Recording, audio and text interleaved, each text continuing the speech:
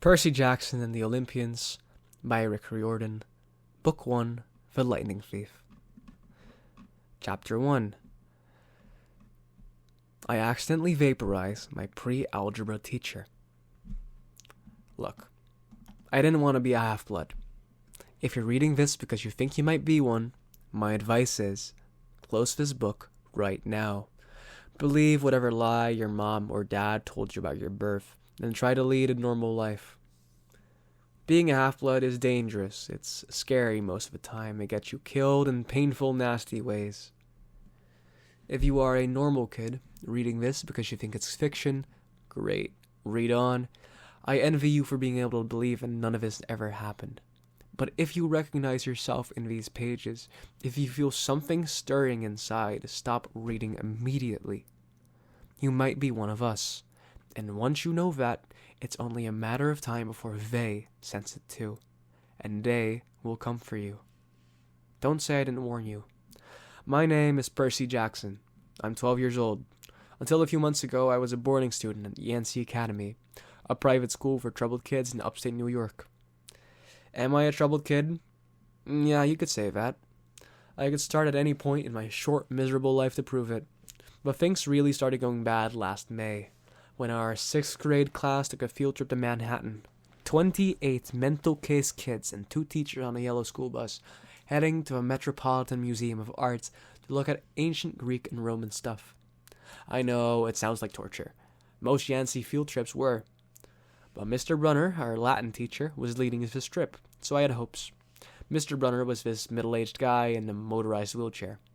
He had thinning hair and a scruffy beard and a frayed tweed jacket, which always smelled like coffee. You wouldn't think he'd be cool, but he told stories and jokes and let us play games in class. He also had this awesome collection of Roman armor and weapons. So he was the only teacher whose class didn't put me to sleep. I hoped the trip would be okay. At least I hoped that, for once, I wouldn't get in trouble. Boy, was I wrong. See, bad things happen to me on field trips. Like at my 5th grade school, when we went to the Saratoga battlefield. I had this accident with a Revolutionary War cannon. Look, I wasn't aiming at the school bus, but of course I got expelled anyway. And before that, at my 4th grade school, when we took a behind-the-scenes tour of the Marine World Shark Pool, I sort of hit the wrong lever on the catwalk and our class took an unplanned swim. And the time before that, well, you get the idea. This trip, I was determined to be good. All the way into the city, I put up with Nancy Bobofit, the freckly, red-headed kleptomaniac girl, hitting my best friend Grover in the back of the head with chunks of peanut butter and ketchup sandwich. Grover was an easy target. He was scrawny. He cried when he got frustrated. He must have been held back several grades because he was the only 6th grader with acne and the start of a wispy beard on his chin. On top of all that, he was crippled. He had a note excusing him from PE for the rest of his life because he had some kind of muscular disease in his legs. He walked funny, like every step hurt him. But don't let that fool you. You should have seen him run when it was enchilada day at the cafeteria. Anyway, Nancy Bobofit was throwing wads of sandwich that stuck in his curly brown hair, and she knew that I couldn't do anything back to her because I was already on probation. The headmaster had threatened me with death by in-school suspension if anything bad, embarrassing, or even mildly entertaining happened on this trip. I'm going to kill her, I mumbled. Grover tried to calm me down. It's okay, I like peanut butter. He dodged another piece of Nancy's sandwich. That's it. I started to get up, but Grover pulled me back to my seat. You're already on probation, he reminded me. You know who will get blamed if anything happens. And looking back on it, I wish I decked Nancy Bobofit right then and there. In-school suspension would have been nothing compared to the mess that I was about to get myself into. Mr. Brunner led the museum tour. He rode up front in his wheelchair, guiding us through the big echoey galleries, past marble statues and glass cases full of really old black and orange pottery.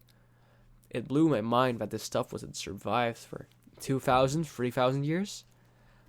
He gathered us around a 13-foot-tall stone column with a big sphinx on the top, and started telling us about how it was a grave marker, a stele, for a girl about our age. He told us about the carvings on the sides. I was trying to listen to what he had to say, because it was kind of interesting, but everyone around me was talking, and every time I told them to shut up, the other teacher, chaperone, Mrs. Dodds, would give me the evil eye. Mrs. Dodds was this little math teacher from Georgia who always wore a black leather jacket, even though she was 50 years old. She looked mean enough to write a Harley and right into your locker. She'd come to Yancey halfway through the year when our last math teacher had a nervous breakdown. From her first day, Mrs. Dodds loved Nancy Bobofit and figured I was devil spawn.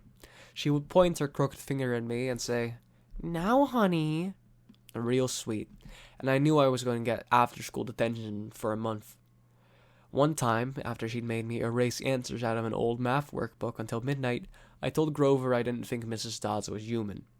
He looked at me, real serious, and said, "You're absolutely right." Mr. Brunner kept talking about Greek funeral art. And finally, Nancy Bobofit snickered something about the naked guy on the stele, and I turned around and said, "Will you shut up?" It came out louder than I meant it to. The whole group laughed. Mr. Brunner stopped the story. "Mr. Jackson," he said, "did you have a comment?" My face went totally red. I said, "No, sir." Mr. Brunner pointed to one of the pictures on the stele. "Perhaps you can tell us what this picture represents." I looked at the carving and felt a flush of relief, because I did actually recognize it. "That's Kronos eating his kids, right?" "Yes," Mr. Brunner said, obviously not satisfied. "And he did this because..." Well, I racked my brain to remember. Kronos was the king god, and... "God?" Mr. Brunner asked. "Titan," I corrected myself. "And he didn't trust his kids, who were gods. So, Kronos ate them, right? But his wife hid baby Zeus and gave Kronos a rock to eat instead. And later, when Zeus grew up, he tricked his dad, Kronos, into barfing up his brothers and sisters." "Ew," said one of the girls behind me. "And so there was this big fight between the gods and the Titans," I continued, "and the gods won." Some snickers from the group. Behind me, Nancy Bobofit mumbled to a friend, "Like, we're going to use this in real life. Like, it's going to say in our job applications, 'Please explain why Kronos ate his kids.'" "And why, Mr. Jackson," Brunner said, "to paraphrase Miss Bobofit's excellent question, does this matter in real life?" "Busted," Grover muttered. "Shut up!" Nancy hissed, her face even brighter red than her hair. At least Nancy got back, too. Mr. Brunner was the only one who ever caught her saying anything wrong. He had radar ears. I thought about this question and shrugged. "I don't know, sir." "I see." Mr. Brunner looked disappointed. "Well, half credit, Mr. Jackson. Zeus did indeed feed Kronos a mixture of mustard and wine, which made him disgorge his other 5 children, who, of course, being immortal gods, had been living and growing up completely undigested in the Titan's stomach. The gods defeated their father, sliced into pieces with his own scythe, and scattered his remains in Tartarus, the darkest part of the underworld. On that happy note, it's time for lunch. Mrs. Dodds, would you lead us back outside?" The class drifted off, the girls holding their stomachs, the guys pushing each other around and acting like doofuses. Grover and I were about to follow when Mr. Brunner said, "Mr. Jackson?" I knew what was coming. I told Grover to keep going. Then I turned toward Mr. Brunner. "Sir?" Mr. Brunner had this look that wouldn't let you go. Intense brown eyes that could have been 1,000 years old and had seen everything. "You must learn the answer to my question," Mr. Brunner told me. "About the Titans? About real life, and how your studies apply to it." "Oh? What you learned from me," he said, "is vitally important. I expect you to treat it as such, and I will accept only the best from you, Percy Jackson." I wanted to get angry. This guy pushed me so hard. Sure, it was kind of cool on tournament days when he dressed up in a suit of Roman armor and shouted, "What ho!" and challenged us, sword point against chalk, to run to the board and name every Greek and Roman person who had ever lived, and their mother, and what god they worshipped. But Mr. Brunner expected me to be as good as everybody else, despite the fact that I have dyslexia and ADD, and I have never made anything above a C- in my life. No, he didn't expect me to be as good, he expected me to be better. And I just couldn't learn all those names and facts, much less spell them correctly. I mumbled something about trying harder. while Mr. Brunner took one long, sad look at the Stelly, like he'd been at this girl's funeral. He told me to go outside and eat my lunch. The class gathered on the front steps of the museum, where we could watch the foot traffic along Fifth Avenue. Overhead, a huge storm was brewing, with clouds blacker than I'd ever seen over the city. I figured it was maybe like global warming or something, because the weather all across New York State had been weird since Christmas. We've had massive snowstorms, flooding, wildfires from one lightning strikes. I wouldn't have been surprised if this was a hurricane blowing in. Nobody else seemed to notice. Some of the guys were pelting pigeons with Lunchable crackers. Nancy Bobofit was trying to pickpocket something from a lady's purse, and of course Mrs. Dodd's hat wasn't seeing a thing. Grover and I sat on the edge of the fountain, away from the others. We thought that maybe if we did that, everybody wouldn't know where we were from. That school. The school for loser freaks who couldn't make it elsewhere. Detention? Grover asked. Nah, I said. Not from Brunner. I just wish he'd lay off of me sometimes. I mean, I'm not a genius. Grover didn't say anything for a while. Then, when I thought he was going to give me some deep philosophical comment to make me feel better, he said, "Can I have your apple?" I didn't have much of an appetite, so I let him take it. I watched the stream of cabs going down Fifth Avenue, and thought about my mom's apartment, only a little way uptown from where we sat. I hadn't seen her since Christmas. I wanted so bad to jump in a taxi and head home. She'd hug me and be glad to see me, but she'd be disappointed too. She'd send me right back to Yancey, remind me that I had to try harder. Even if this was my 6th school in 6 years and I was probably going to get kicked out again, I wouldn't be able to stand that sad look she'd give me. Mr. Brunner parked his wheelchair at the base of the handicapped ramp. He ate celery while he read a paperback novel. A red umbrella stuck up from the back of his chair, making it look like a motorized cafe table. I was about to unwrap my sandwich when Nancy Bofit appeared in front of me with her ugly friends. I guess she'd gotten tired of stealing from the tourists and dumped her half-eaten lunch in Grover's lap. Oops. She grinned at me with her crooked teeth. Her freckles were orange, as if someone had spray-painted her face with liquid Cheetos. I tried to stay cool. The school counselor had told me 1,000,000 times, count to 10, get control of your temper. But I was so mad my mind went blank. A wave roared in my ears, and I don't remember touching her, but the next thing I knew, Nancy was sitting on her butt in the fountain, screaming, "Percy pushed me!" Mrs. Dodds materialized next to us.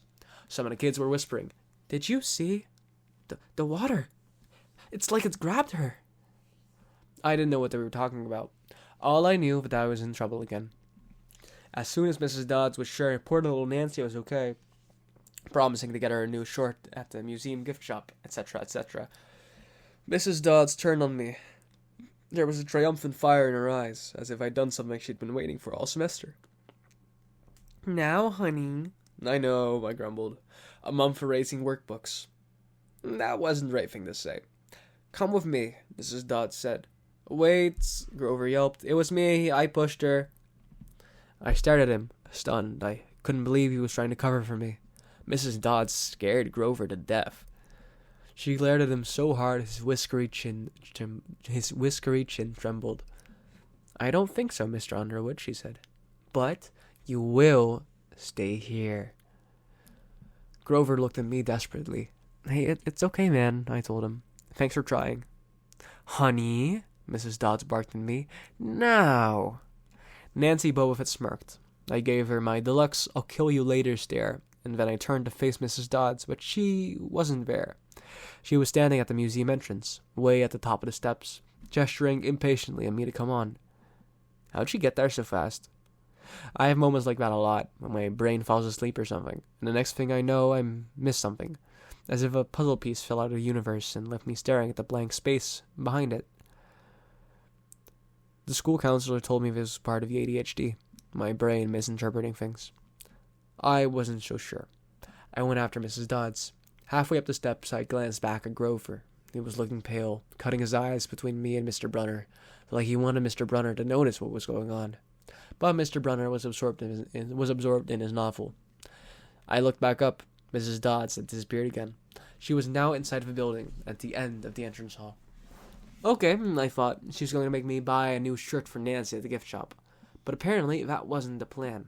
I followed her deeper into the museum, and when I finally caught up to her, we were back in the Greek and Roman section. Except for us, the gallery was empty. Mrs. Dodd stood with her arms crossed in front of the big marble frieze of the Greek gods. She was making this weird noise in her throat, like growling. And even without the noise, I would have been nervous. It's weird being alone with a teacher, especially Mrs. Dodd's. Something about the way she looked at the frieze, as if she wanted to pulverize it. "You've been giving us problems, honey," she said. I did the safe thing. I said, "Yes, ma'am." She tugged on the cuffs of her leather jacket. "Did you really think you would get away with it?" The look in her eyes was beyond mad. It was evil. "She's a teacher," I thought nervously. "It's not like she's going to hurt me," I said. I'll try harder, ma'am." Thunder shook the building. "We are not fools, Percy Jackson," Mrs. Dodd said. "It was only a matter of time before we found you out. Confess, and you will suffer less pain." I didn't know what she was talking about. All I could think of was that the teachers must have found the illegal stash of candy I'd been selling out of my dorm room. Or maybe they'd realized I got my essay on Tom Sawyer from the internet without ever reading the book, and now they were going to take away my grade. Or worse, they were going to make me read the book. "Well," she demanded. "Ma'am, I don't—" "Your time is up," she hissed. And then the weirdest thing happened. Her eyes began to glow like barbecue coals. Her fingers stretched, turning into talons. Her jacket melted into large, leathery wings. She wasn't human. She was a shriveled hag with bat wings and claws and a mouthful of yellow fangs, and she was about to slice me to ribbons. Then things got even stranger. Mr. Brunner, who had been out in front of the museum a minute before, wheeled his chair into the doorway of the gallery, holding a pen in his hand. "What ho, Percy!" he shouted, and tossed a pen through the air. Mrs. Dodds lunged at me. With a yelp, I dodged and felt talons slash the air right next to my ear. I snatched the ballpoint pen out of the air, but when it hit my hand, it wasn't a pen anymore. It was a sword. Mr. Brunner's bronze sword, which he always used on tournament day. Mrs. Dodds spun towards me with her murderous look in her eyes. My knees were jelly. My hands were shaking so bad I almost dropped the sword. She snarled, "Die, honey," and she flew straight at me. Absolute terror ran through my body. I did the only thing that came naturally. I swung the sword. The metal blade hit her shoulder and passed clean through her body as if she were made of water. Hiss! Mrs. Dodds was a sandcastle in a power fan. She exploded in the yellow powder, vaporized on the spot, leaving nothing but the smell of sulfur and dying screech and a chill of evil in the air, as if those two glowing red eyes were still watching me. I was alone. There was a ballpoint pen in my hand. Mr. Brunner wasn't there. Nobody was there but me. My hands were still trembling. My lunch must have been contaminated with like magic mushrooms or something. Had I imagined the whole thing? I went back outside. It had started to rain. Grover was sitting by the fountain, a museum map tented over his head. Nancy Bobofit was still standing there, soaked from her swim in the fountain, grumbling to her ugly friends. When she saw me, she said, "I hope Mrs. Kerr whipped your butt." I said, "Who?" "Our teacher." "Nah." I blinked. We had no teacher named Mrs. Kerr. I asked Nancy what she was talking about. She just rolled her eyes and turned away. I asked the Grover where Mrs. Dodds was. He said, "Who?" But he paused first, and he wouldn't look at me, so I thought he was messing with me. "Hey, not funny, man," I told him. "This is serious." Thunder boomed overhead. I saw Mr. Brunner sitting under his red umbrella, reading his book, as if he never moved. I went over to him, and he looked up, a little distracted. "Ah, that would be my pen. Please bring your own writing utensils in the future, Mr. Jackson." I handed Mr. Brunner his pen.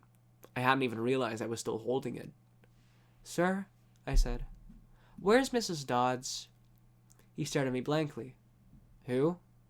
"Oh, the other chaperone, Mrs. Dodds, the pre-algebra teacher?" He frowned and sat forward, looking mildly concerned.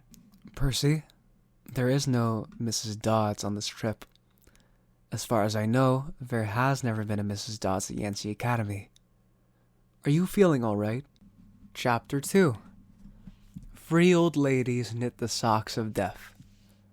I was used to the occasional weird experience, but usually they were over quickly. This 24/7 hallucination was more of what I could handle. For the rest of the school year, the entire campus seemed to be playing some kind of trick on me. The students acted as if they were completely and totally convinced that Mrs. Kerr, a perky blonde woman whom I'd never seen in my entire life, until she got on our bus at the end of the field trip, had been our pre-algebra teacher since Christmas. Every so often, I would spring a Mrs. Dodge reference on somebody, just to see if I could trip them up, but they would stare at me like I was a psycho. It got so I almost believed them, that Mrs. Dodge had never existed. Almost. But Grover couldn't fool me. When I mentioned the name Dodds to him, he would hesitate, then claim she didn't exist, but I knew he was lying. Something was going on. Something had happened at the museum.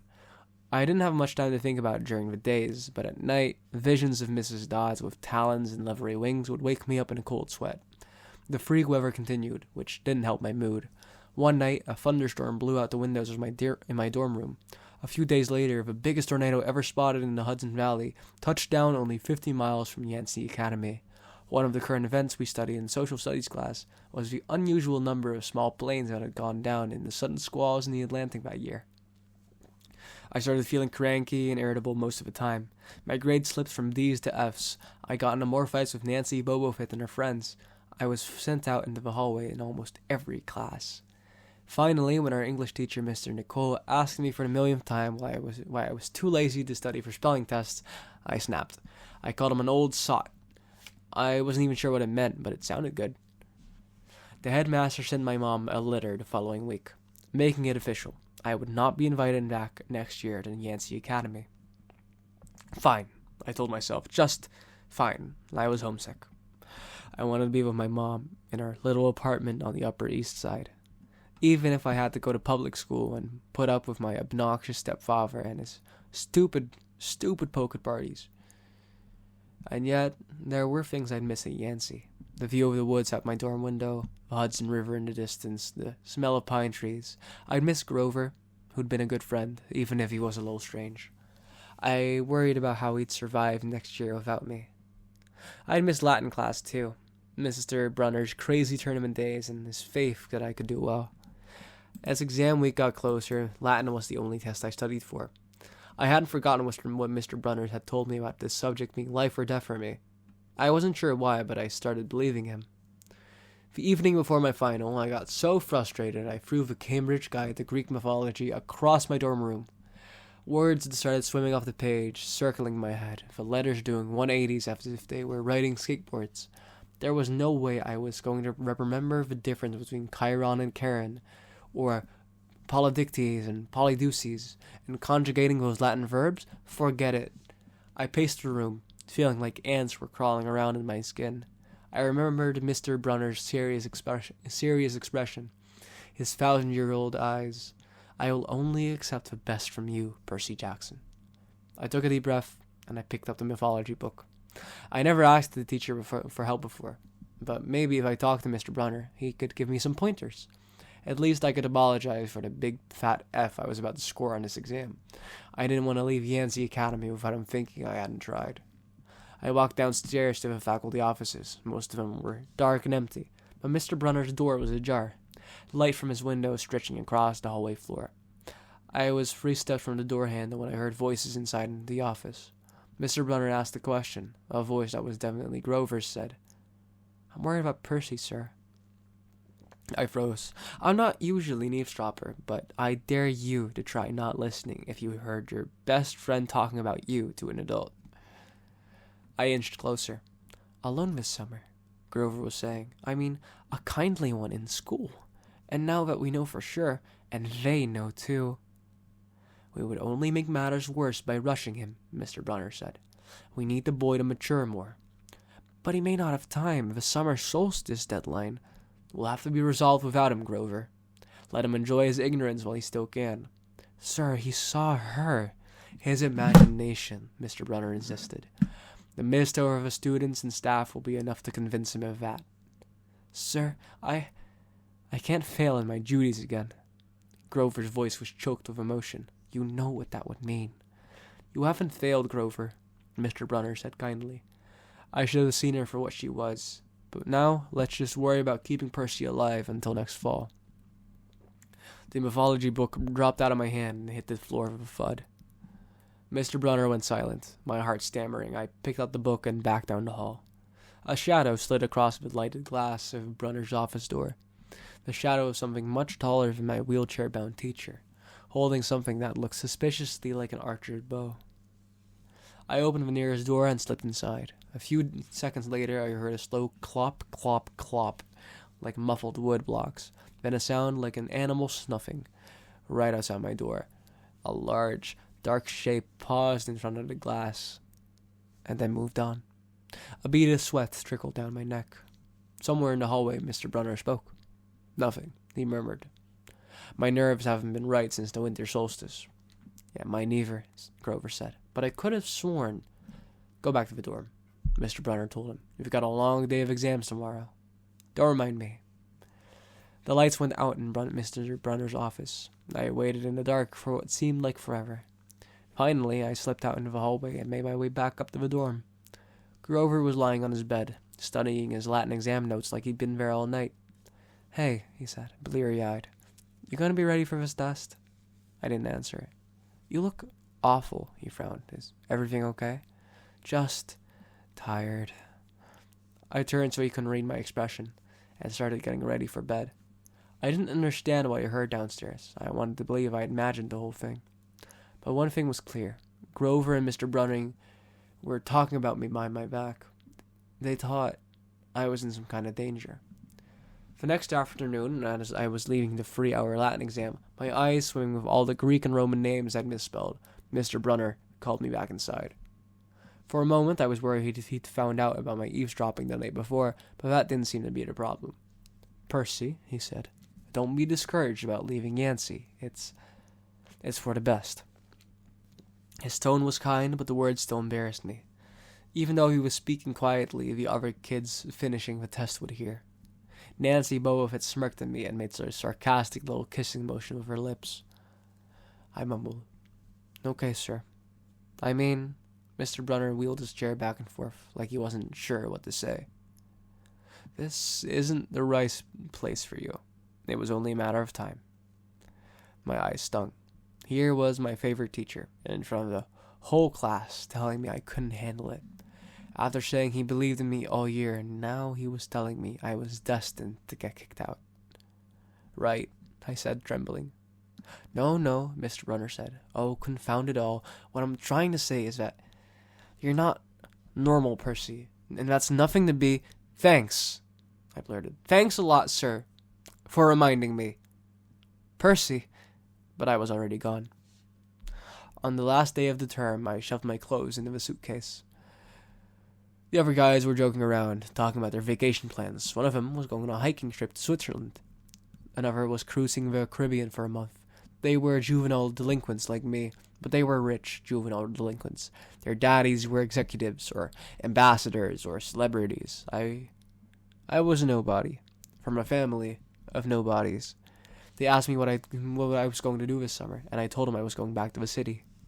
What I didn't tell them was that I'd have to get a summer job walking dogs or selling magazine subscriptions and spend my free time worrying about where I'd go to school in the fall. Oh, one of the guys said, that's cool. They went back to their conversation as if I'd never existed. The only person I dreaded saying goodbye to was Grover, but as it turned out, I didn't have to. He'd booked a ticket to Manhattan on the same Greyhound as I had, so there we were together again, heading into the city. During the whole bus ride, Grover kept glancing nervously down the aisle, watching the other passengers. It occurred to me that he'd always acted nervous and fidgety whenever we left Yancey, as if he expected something had to happen. Before, I'd always assumed he was worried about getting teased, but there was nobody to tease him on the Greyhound. Finally, I couldn't stand it anymore, I said. Looking for kindly ones? Grover nearly jumped out of his seat. What do you mean?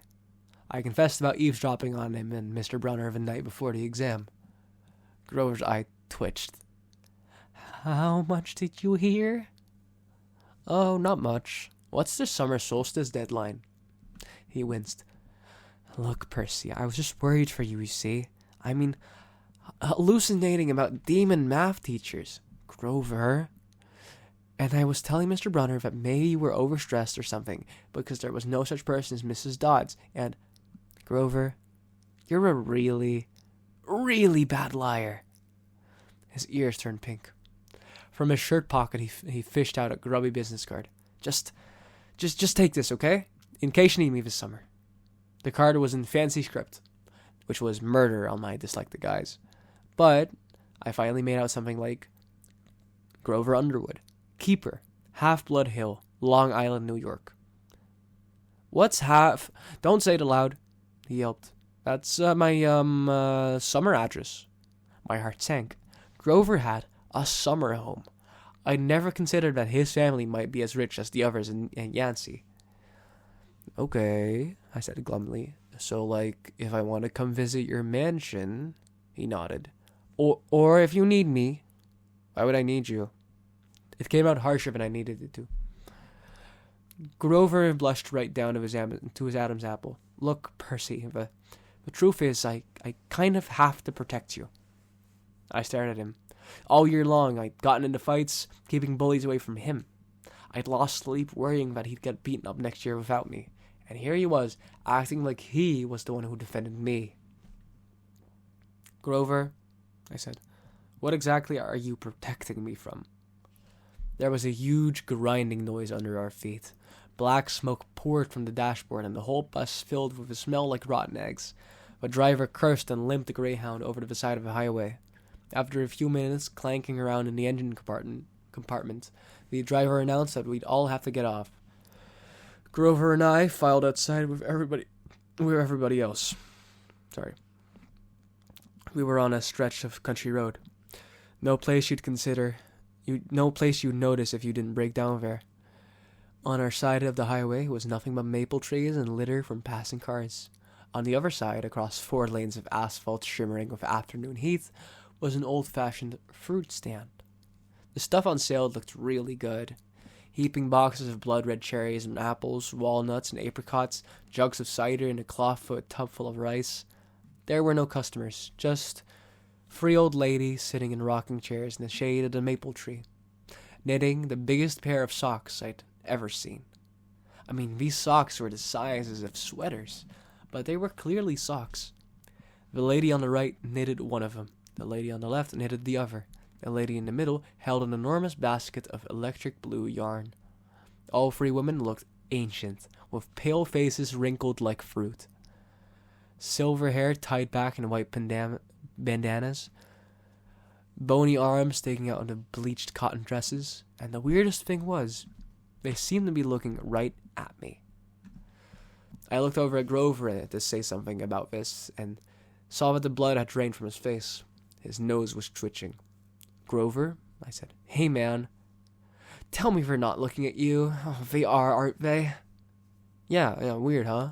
You think those socks would fit me? Not funny, Percy. Not funny at all. The old lady in the middle took out a huge pair of scissors, gold and silver, long-bladed like shears. I heard Grover catch his breath. We're getting on the bus, he told me. Come on. What? I said. It's like 1,000 degrees in there. Come on. He pried open the door and climbed inside, but I stayed back.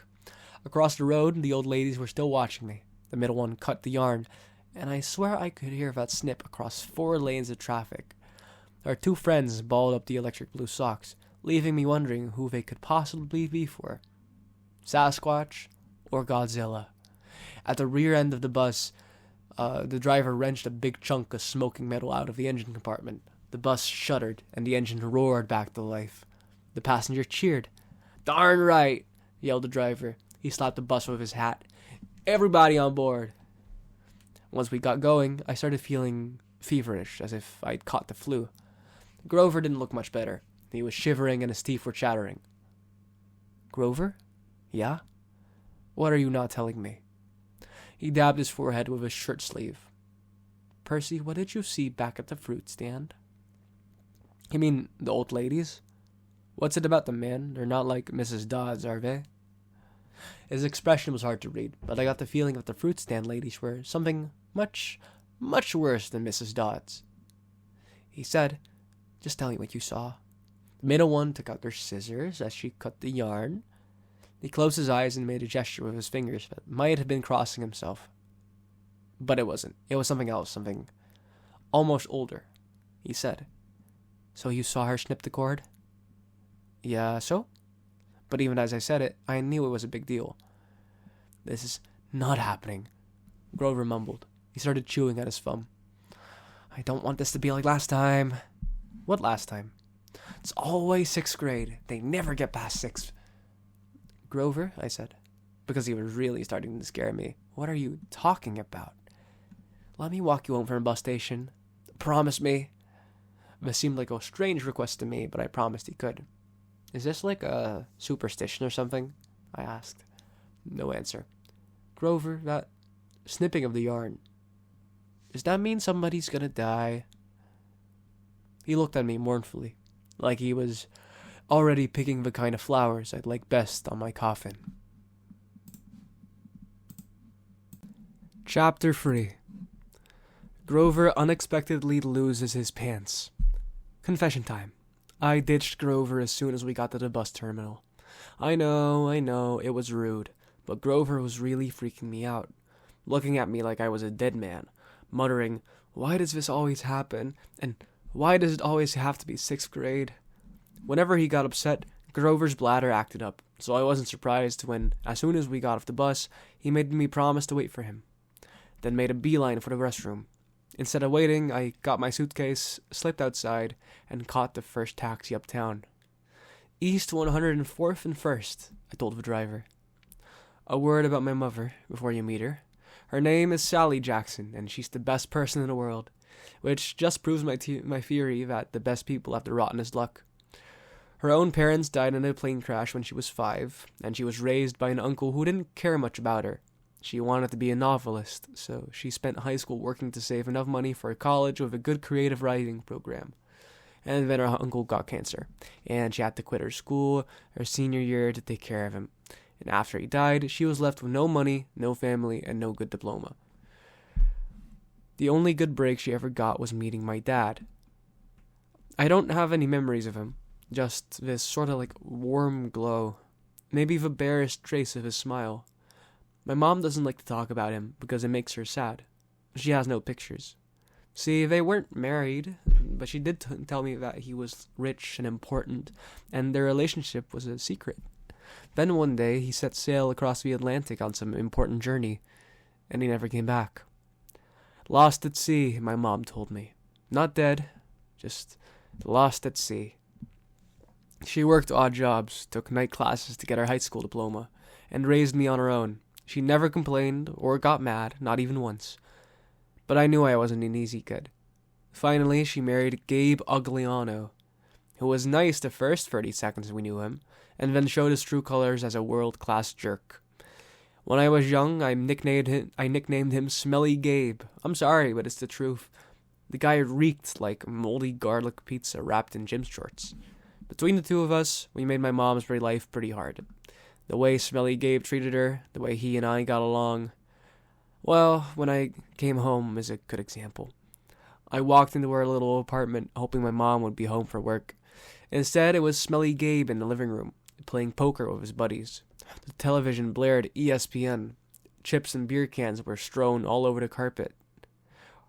Hardly looking up, he said around his cigar, "So you're home." "Where's my mom?" "Working," he said. "You got any cash?" That was it. No welcome back, no good to see you, how's your life been the last 6 months? Gabe had put on weight. He looked like a tuskless walrus in a thrift store clothes. He had about 3 hairs on his head, all combed over his bald scalp, as if that made him handsome or something.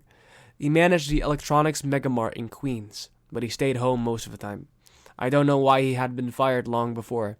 He just kept on collecting paychecks, spending the money on cigars that made me nauseous, and on beer, of course, always beer. Whenever I was home, he expected me to provide his gambling funds. He called that our guy secret, meaning if I told my mom, he would punch my lights out. "I don't have any cash," I told him. He raised a greasy eyebrow. Gabe would sniff out money like a bloodhound, which was surprising since his own smell should have covered up everything else. We took a bad taxi from the bus station, he said. Probably paid with a 20. Got $6-7 in change. Somebody expect to live under his roof. He ought to carry his own weight. Am I right, Eddie? Eddie, the super of the apartment building, looked at me with a twinge of sympathy. Oh, come on, Gabe, he said. The kid just got here. Am I right? Gabe repeated. Eddie scowled into his bowl of pretzels. The other two guys passed gas in harmony. Fine, I said. I dug a wad of dollars out of my pocket and threw the money on the table. I hope you lose. Your report card came, brain boy, he shouted after me. I wouldn't act so snooty. I slammed the door to my room, which really wasn't my room. During the school months, it was Gabe's study. He didn't study anything there except old car magazines, but he loved shoving stuff in the closet, leaving his muddy boots on my windowsill and doing his best to make the place smell like his nasty cologne and cigars and stale beer. I dropped my suitcase on the bed. Home sweet home. Gabe's smell was almost worse than the nightmares about Mrs. Dodds, or the sound of that old fruit lady's shears snipping the yarn. But as soon as I thought that, my legs felt weak. I remembered Grover's look of panic, how he'd made me promise I wouldn't go home without him. A sudden chill rolled through me. I felt like someone was looking for me right now. Maybe pounding its way up the stairs, growing long, horrible talons. And then I heard my mom's voice. Percy? She opened the bedroom door, and my fears melted. My mother can make me feel good just by walking into the room. Her eyes sparkle and change color in the light. Her smile is as warm as a quilt. She's got a few gray streaks mixed in with her long brown hair, but I never think of her as old. When she looks at me, it's like she's seeing all the good things about me, and none of the bad. I've never heard her raise her voice or say an unkind word to anyone, not even me or Gabe. Oh, Percy, she hugged me tight. I can't believe it. You've grown since Christmas. Her red, white, and blue sweet-on America uniform smelled like the best thing in the world. Chocolate, licorice, and all the other stuff she sold at the candy shop in Grand Central. She'd brought me a huge bag of free samples, the way she always did when I came home. We sat together on the edge of the bed. While I attacked the blueberry sour strings, she ran her hand through my hair and demanded to know everything I hadn't put in my letters. She didn't mention anything about my getting expelled. She didn't seem to care about any of that. But was I okay? Was her little boy doing all right? I told her she was smothering me, and to lay off and all that, but secretly, I was really, really glad to see her. From the other room, Gabe yelled, Hey, Sally, how about some bean dip, huh? I gritted my teeth. My mom's the nicest lady in the world. She should have been married to a millionaire, not some jerk like Gabe. For her sake, I tried to sound upbeat about my last days at Yancey Academy. I told her I wasn't too down about the expulsion. I lasted almost a whole year this time. I made some new friends. I'd done pretty well in Latin, and honestly, the fights hadn't been as bad as the headmaster said. I liked Yancey Academy, I really did. I put such a good spin on the year, I almost convinced myself. I started choking up, thinking about Grover and Mr. Brunner.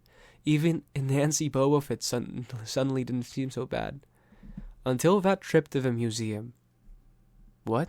My mom asked. Her eyes tugged in my conscience, trying to pull out the secrets.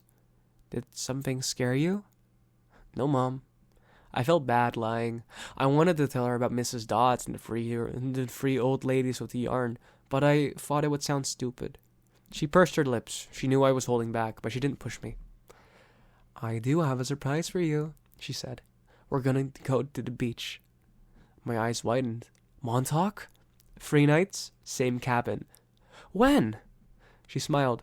As soon as I get changed.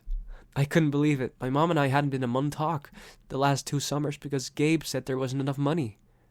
Gabe appeared in the doorway and growled. Bean dip, Sally? Didn't you hear me? I wanted to punch him, but I met my mom's eyes and I understood she was offering me a deal.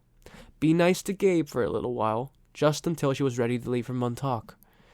Then we could get out of there. I was on my way, honey, she told Gabe. We were just talking about the trip. Gabe's eyes got small. The trip? You mean you was serious about that? I knew it, I muttered. He won't let us go. Of course he will, my mom said evenly. Your stepfather is just worried about money, that's all. Besides, she added, Gabriel won't have to settle for bean dip.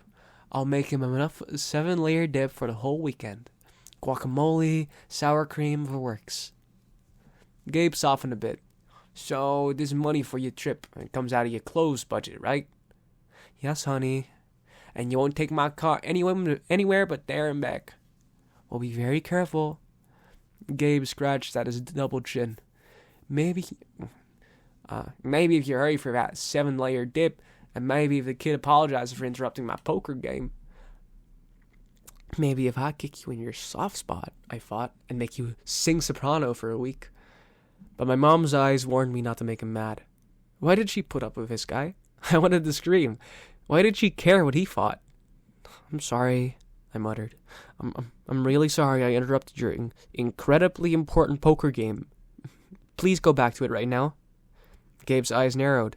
His tiny brain was probably trying to detect sarcasm in my statement.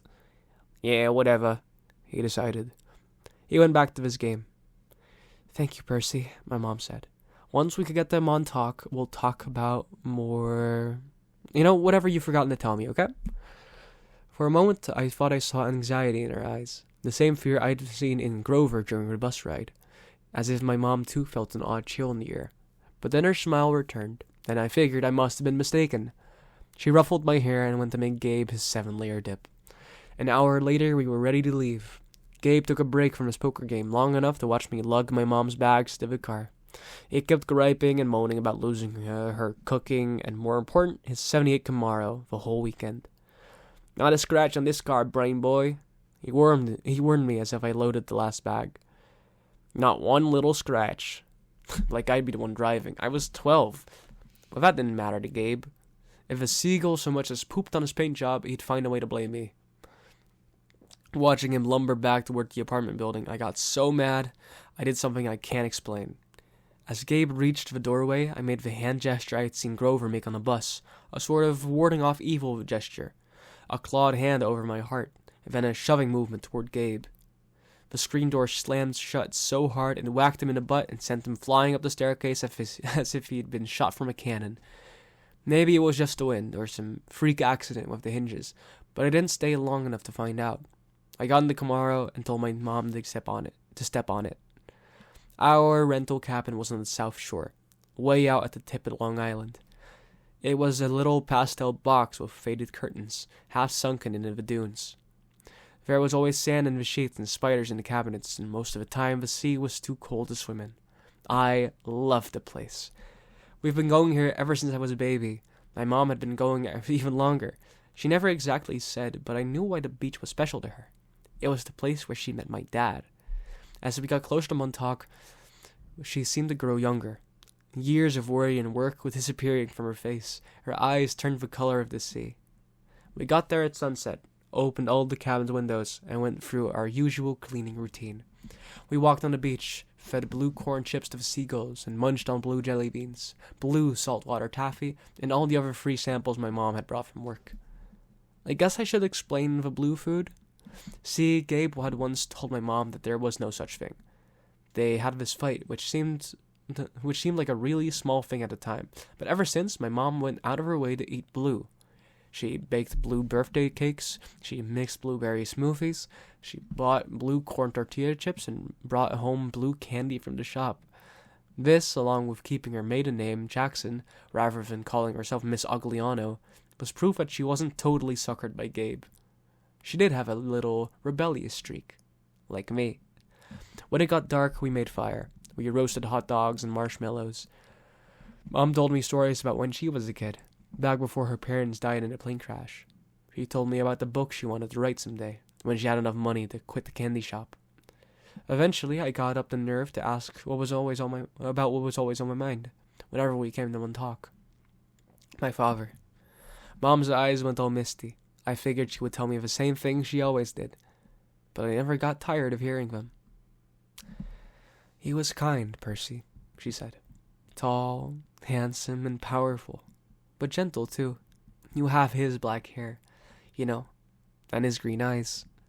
Mom fished a blue jelly bean out of her candy bag. I wish he could see you right now, Percy.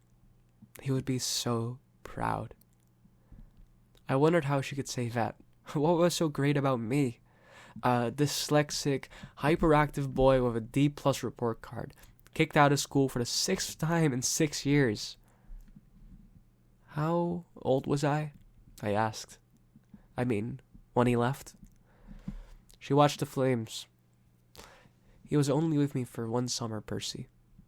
Right here, at this beach, this cabin. But he knew me as a baby. No, honey. He knew I was expecting a baby, but he never saw you. He had to leave before you were born. I tried to square that with the fact that I seemed to remember. Something about my father, a warm glow, a smile. I had always assumed he knew me as a baby. My mom had never said it outright, but still, I felt it must be true. Now, to be told that he'd never even seen me, I felt angry at my father. Maybe it was stupid, but I resented him for going on that ocean voyage, for not having the guts to marry my mom. He'd left us, and now we were stuck with smelly Gabe. Are you gonna send me away again? I asked her. To another boarding school? She pulled a marshmallow from the fire. I don't know, honey. Her voice was heavy. I think we'll have to do something. Because you don't want me around? I regretted the words as soon as they were out. My mom's eyes swelled with tears. She took my hand, squeezed it tight. Oh, Percy, no. I have to, honey. For your own good.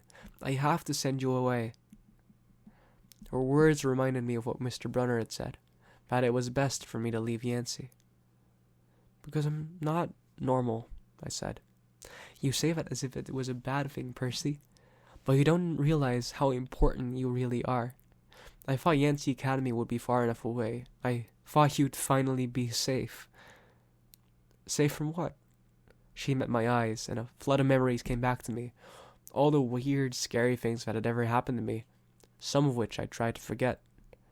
During 3rd grade, a man in a black trench coat had stalked me on the playground. When the teachers threatened to call the police, he went away growling, but no one believed me when I told him that under his broad trim-brimmed hat, the man only had one eye, right in the middle of his head. Before that, a really early memory. I was in preschool, and a teacher accidentally put me down for a nap in a cot that a snake had slithered into. My mom screamed when she came to pick me up and found me playing with a limp, scaly rope I'd somehow managed to strangle to death with my meaty toddler hands. In every single school, something creepy had happened, something unsafe, and I was forced to move. I knew I should tell my mom about the old ladies at the fruit stand and Mrs. Dodds at the art museum, about my weird hallucination that I had sliced my math teacher in the dust with a sword, but I couldn't make myself tell her. I had a strange feeling the news would end our trip to Montauk, and I didn't want that. I've tried to keep you as close to me as I could, my mom said. They told me that was a mistake, but there was only one other option, Percy. The place your father wanted to send you, and I just can't stand to do it. My father wanted me to go to a special school? Not a school, she said softly. A summer camp. My head was spinning. Why would my dad, who hadn't even stayed around long enough to see me born, talk to my mom about a summer camp? And if it was so important, why hadn't she ever mentioned it before? I'm sorry, Percy, she said, seeing the look in my eyes. But I can't talk about it. I couldn't send you to that place. It might mean saying goodbye to you for good. For good? But it's only a summer camp. She turned toward the fire, and I knew from her expression that if I asked her any more questions, she would start to cry. That night, I had a vivid dream. It was storming on the beach, and 2 beautiful animals, a white horse and a golden eagle, were trying to kill each other at the edge of the surf. The eagle swooped down and slashed the horse's muzzle with its huge talons. The horse reared up and kicked at the eagle's wings. As they fought, the ground rumbled, and a monstrous voice chuckled somewhere beneath the earth, goading the animals to fight harder. I ran toward them, knowing I had to stop them from killing each other, but I was running in slow motion. I knew I would be too late. I saw the eagle dive down, its beak aimed at the horse's wide eyes, and I screamed, "No!" I woke with a start. Outside, it really was storming, the kind of storm that cracks trees and blows down houses. There was no horse or eagle on the beach, just lightning making false daylight, and 20-foot waves pounding the dunes like artillery. With the next thunderclap, my mom woke. She sat up, eyes wide, and said, "Hurricane." I knew that was crazy. Long Island has never seen hurricanes this early in the summer, but the ocean seemed to have forgotten. Over the roar of the wind, I heard a distant bellow, an angry, tortured sound that made my hair stand on end. Then a much closer noise, like mallets in the sand. A desperate voice, someone yelling, pounding on our cabin door. My mother sprang out of bed in her nightgown and threw open the lock. Grover stood framed in the doorway against the backdrop of pouring rain. But he wasn't exactly Grover. "Searching all night," he gasped. "What were you thinking?" My mother looked at me in terror, not scared of Grover, but of why he'd come. "Percy," she said, shouting to be heard over the rain. "What happened at school? What didn't you tell me?" I was frozen, looking at Grover. I couldn't understand what I was seeing. "O Zeu kai aloi teori," he yelled. "It's right behind me. Didn't you tell her?" I was too shocked to register that he'd just cursed in ancient Greek, and I'd understood him perfectly. I was too shocked to wonder how Grover had gotten there by himself in the middle of the night, because Grover didn't have his pants on, and where his legs should be, where his legs should be. My mom looked at me sternly and talked in a tone she'd never used before. "Percy, tell me now." I stammered something about the old ladies at the fruit stand, and Mrs. Dodds, and my mom stared at me, her face deathly pale in flashes of lightning. She grabbed her purse, tossed me my rain jacket, and said, "Get to the car, both of you, go." Grover ran for the Camaro, but he wasn't running exactly. He was trotting, shaking his shaggy hindquarters, and suddenly his story about a muscular disorder in his legs made sense to me. I understood how he could run so fast and still limp when he walked, because where his feet should be, there were no feet. There were cloven hooves. Chapter 4. My mom teaches me bullfighting. We tore through the night along dark country roads. Wind slammed against the Camaro. Rain lashed the windshield. I didn't know how my mom could see anything, but she kept her foot on the gas. Every time there was a flash of lightning, I looked at Grover sitting next to me in the backseat, and I wondered if I'd gone insane, or if he was wearing some kind of shag carpet pants. But no, the smell was one I remembered from kindergarten field trips to the petting zoo. Lanolin, like from wool. The smell of a wet barnyard animal.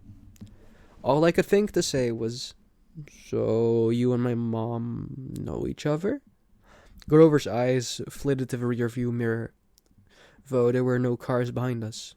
"Not exactly," he said. "I mean, we've never met in person, but she knew I was watching you." "Watching me?" "Keeping tabs on you, making sure you were okay. But I wasn't faking being your friend," he added hastily. "I am your friend." What are you exactly?" "That doesn't matter right now." It doesn't matter. From the waist down, my best friend is a donkey." Grover let out a sharp, throaty blah. I'd heard him make that sound before, but I'd always assumed that it was a nervous laugh. Now I realized it was more of an irritated bleat. "Goat!" he cried. "What?" "I'm a goat from the waist down." "You just said it didn't matter." "Blah. There are satyrs who would trample you under a hoof for such an insult." "Whoa, wait, satyrs? You mean like Mr. Brunner's myth?" "Were those old ladies at the fruit stands a myth, Percy? Was Mrs. Dodds a myth?" "So you admit there was a Mrs. Dodds?" "Of course.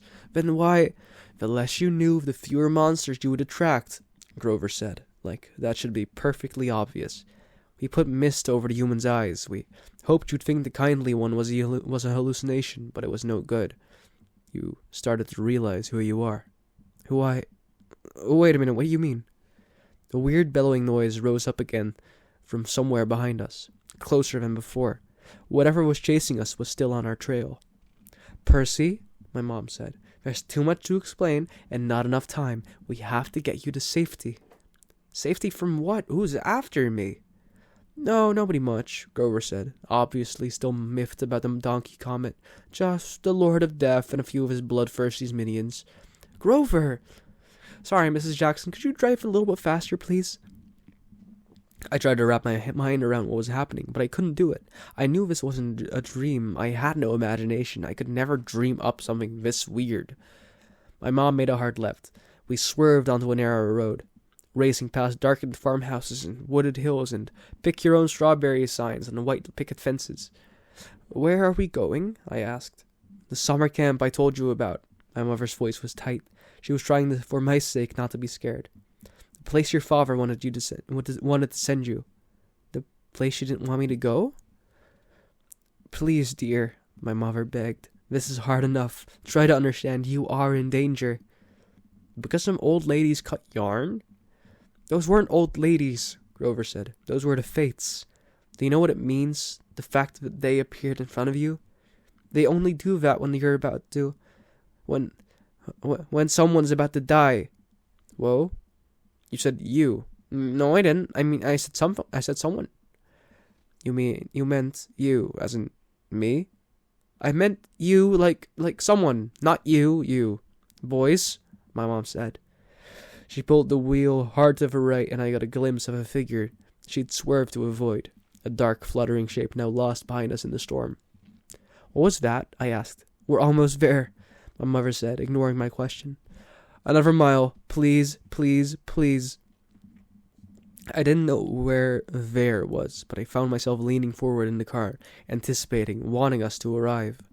Outside, nothing but rain and darkness, the kind of empty countryside you'd get way out on the tip of Long Island.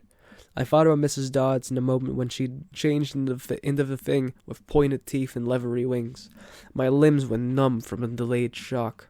She really hadn't been human. She'd meant to kill me. Then I thought about Mr. Brunner and the sword he'd thrown at me. Before I could ask Grover about that, the hair rose on the back of my neck.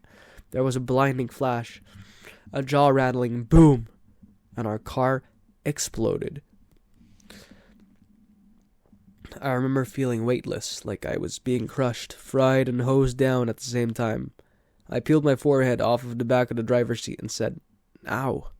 Percy, my mom shouted. I'm okay. I tried to shake off the daze. I wasn't dead. The car hadn't really exploded. We just swerved into a ditch. Our driver's side doors were wedged in the mud. The roof had cracked open like an eggshell and rain was pouring in. Lightning, that was the only explanation. We've been blasted right off the road. Next to me in the back seat was a big, motionless lump. Grover! He was slumped over, blood trickling from the side of his mouth. I shook his furry hip, thinking, No, even if you are a half-barnyard animal, you're my best friend. I don't want you to die. Then he groaned, Food! And I knew there was hope. Percy, my mother said, we have to. Her voice faltered. I looked back. In a flash of lightning, through the mud-spattered rear in the windshield, I saw a figure lumbering toward us on the shoulder of the road. The sight of it made my skin crawl. It was a dark silhouette of a huge guy, like a football player. He seemed to be holding a blanket over his head. His top half was bulky and fuzzy. His upraised hands made it look like he had horns. I swallowed hard. Who is... Percy? My mother said, deadly serious. Get out of the car. My mother threw herself against the driver's side door. It was jammed shut in the mud. I tried mine, stuck too. I looked up desperately at the hole in the roof. It might have been an exit, but the edges were sizzling and smoking. Climb out the passenger side, my mother told me. Percy, you have to run. Do you see that big tree? What? Another flash of lightning, and through a smoking hole in the roof I saw the tree she meant. A huge, white house Christmas tree-sized pine at the crest of the nearest hill. That is the property line, my mom said. Get over that hill, and you'll see a big farmhouse down the valley. Run, and don't look back. Yell for help. Don't stop until you reach the door. But Mom, you're coming too. Her face was pale, her eyes as sad as when she looked at the ocean. No, I shouted. You are coming with me. Help me carry Grover. Food, Grover moaned a little louder. The man with a blanket on his head kept coming toward us, making his grunting, snorting noises. As he got closer, I realized he couldn't be holding a blanket over his head, because his hands, huge, meaty hands, were swinging at his sides. There was no blanket, meaning the bulky, fuzzy mass that was too big to be his head was his head. And the points that looked like horns... He doesn't want us, my mother told me. He wants you. Besides, I can't cross the property line. But we don't have time, Percy. Go, please. I got mad then. Mad at my mother, at Grover the goat, at the thing of horns that was lumbering toward us slowly and deliberately, like a bull. I climbed across Grover and pushed the door open in the rain. We're going together. Come on, Mom. I told you. Mom, I am not leaving you. Help me with Grover. I didn't wait for her answer. I scrambled outside, dragging Grover from the car. He was surprisingly light, but I couldn't have carried him very far if my mom hadn't come to my aid. Together we draped Grover's arm over our shoulders and started stumbling uphill through wet waist-high grass. Glancing back, I got my first clear look at the monster. He was 7 feet tall. Easy. His arms and legs like something from the cover of a Muscle Man magazine. Bulging biceps and triceps and a bunch of other seps, all stuffed like baseballs under vein-webbed skin. He wore no clothes except underwear. I mean, bright white Fruit Looms, which would have looked funny, except that the top half of his body was so scary. Coarse brown hair started at about his belly button and got thicker as it reached his shoulders. His neck was a mass of muscle and fur leading up to his enormous head, which had a snout as long as my arm, snotty nostrils with a gleaming brass ring, cruel black eyes and horns, enormous black and white horns with points you just couldn't get from an electric sharpener. I recognized the monster, all right. He had been in one of the first stories Mr. Brunner told us, but he couldn't be real. I blinked the rain out of my eyes. That's Pasiphae's son, my mother said. I wish I'd known how badly they wanted to kill you.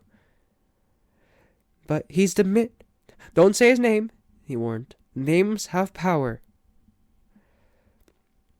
The pine tree was still way too far. 100 yards uphill at least. I glanced behind me again. The bull man hunched over our car, looking in the windows, or not looking exactly, more like snuffling. Nuzzling. I wasn't sure why he bothered, since we were only about 50 feet away. Food, Grover moaned. Shh, I told him. Mom, what is he doing? Doesn't he see us? Well, his sight and hearing are terrible, she said. He goes by smell, but he'll figure out where we are soon enough. As if on cue, the bull man bellowed in rage. He picked up the Gabe's Camaro by the torn roof, the chassis creaking and groaning. He raised the car over his head and threw it down the road. It slammed into the wet asphalt and skidded in a shower of sparks for about half a mile before coming to a stop. The gas tank exploded. Not a scratch, I remembered Gabe saying. Oops. Percy, my mom said, when he sees us, he'll charge. Wait until the last second, then jump out of the way, directly sideways. He can't change directions very well once he's charging. Do you understand? How do you know all this? I've been worried about an attack for the longest time. I should have expected this, but I was selfish, keeping me near you, but... Another bellow of rage, and the bullman started tromping uphill. He'd smelled us. The pine tree was only a few more yards, but the hill was getting steeper and slicker, and Grover wasn't getting any lighter. The bullman closed in. Another few seconds, and he'd be on top of us. My mother must have been exhausted, but she shouldered Grover. Go, Percy, separate. Remember what I said. I didn't want to split up, but I had the feeling she was right. It was our only chance. I sprinted to the left, turned, and saw the creature bearing down on me. His black eyes glowed with hate. He reeked like rotten meat. He lowered his head and charged, those razor-sharp horns aimed straight at my chest. The fear in my stomach made me want to bolt, but that wouldn't work.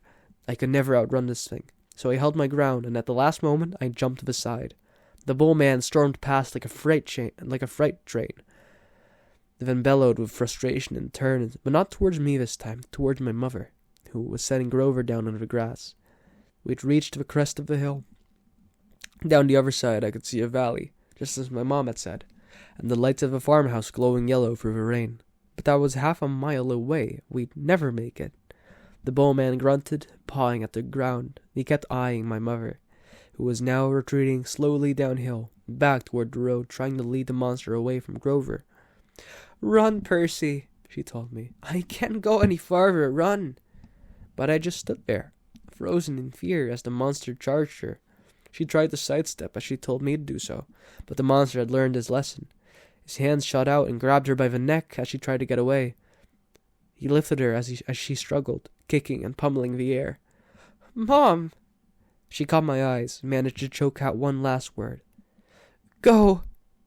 Then, with an angry roar, the monster closed his fist around my mother's neck, and she dissolved before my eyes, melting in the light, a shimmering golden form as if she were a holographic projection.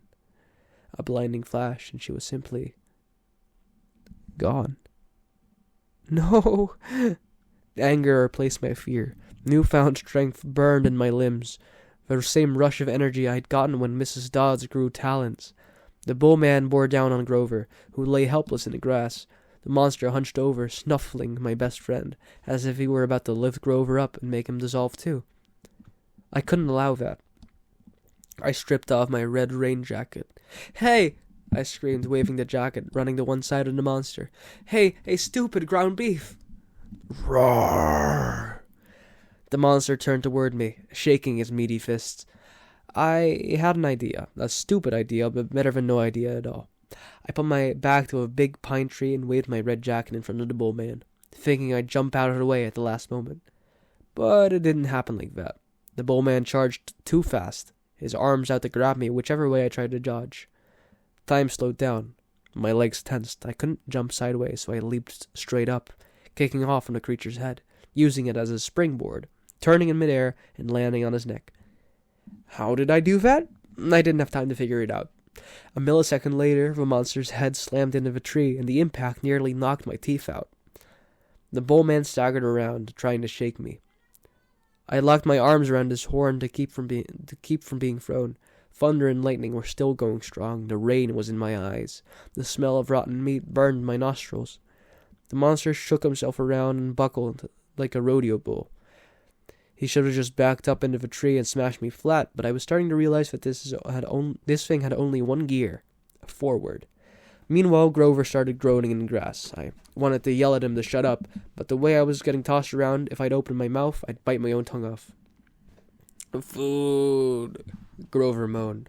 The bullman wheeled toward him, pawed the ground again, and got ready to charge. I had thought about how it squeezed the life out of my mother, made her disappear in a flash of light, and her rage filled me like a high-octane fuel. I got both hands around one horn, and I pulled backwards with all my might. The monster tensed, gave a surprised grunt, and then snap! The bowman screamed and flung me through the air. I landed flat on my back in the grass, my head smacked against a rock. When I sat up, my vision was blurry, but I had a horn in my hands, a ragged bone weapon the size of a knife. The monster charged. Without thinking, I rolled to one side and came up kneeling. As the monster barreled past, I drove the broken horn straight into the side, right up under his furry ribcage. The bowman roared in agony. He flailed, clawing at his chest, then began to disintegrate, not like my mother, in a flash of golden light, but in crumbling sand, blown away in chunks by the wind, the same way Mrs. Dodds had burst apart. The monster was gone. The rain had stopped.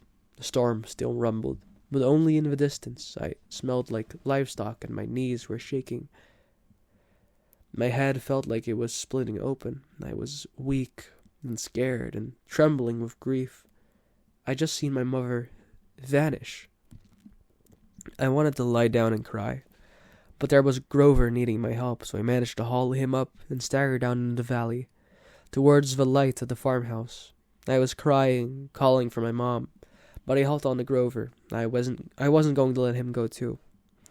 The last thing I remembered is collapsing on a wooden porch, looking up at a ceiling fan circling above me, moths flying around a yellow light, and the stern faces of a familiar-looking bearded man and a pretty girl, her blonde hair curled like a princess's.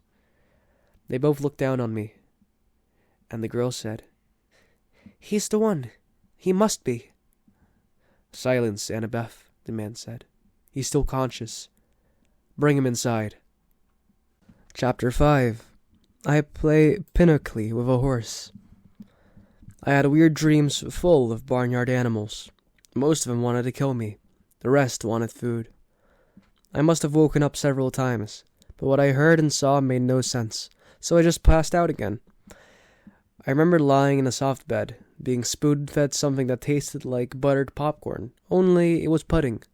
The girl with curly blonde hair hovered over me, smirking as she scraped drips of my chin with the spoon. When she saw my eyes open, she asked, "What will happen at the summer solstice?" I managed to croak, "What?" She looked around, as if afraid someone over here. "What's going on? What was stolen? We've only got a few weeks." I'm sorry," I mumbled. I don't."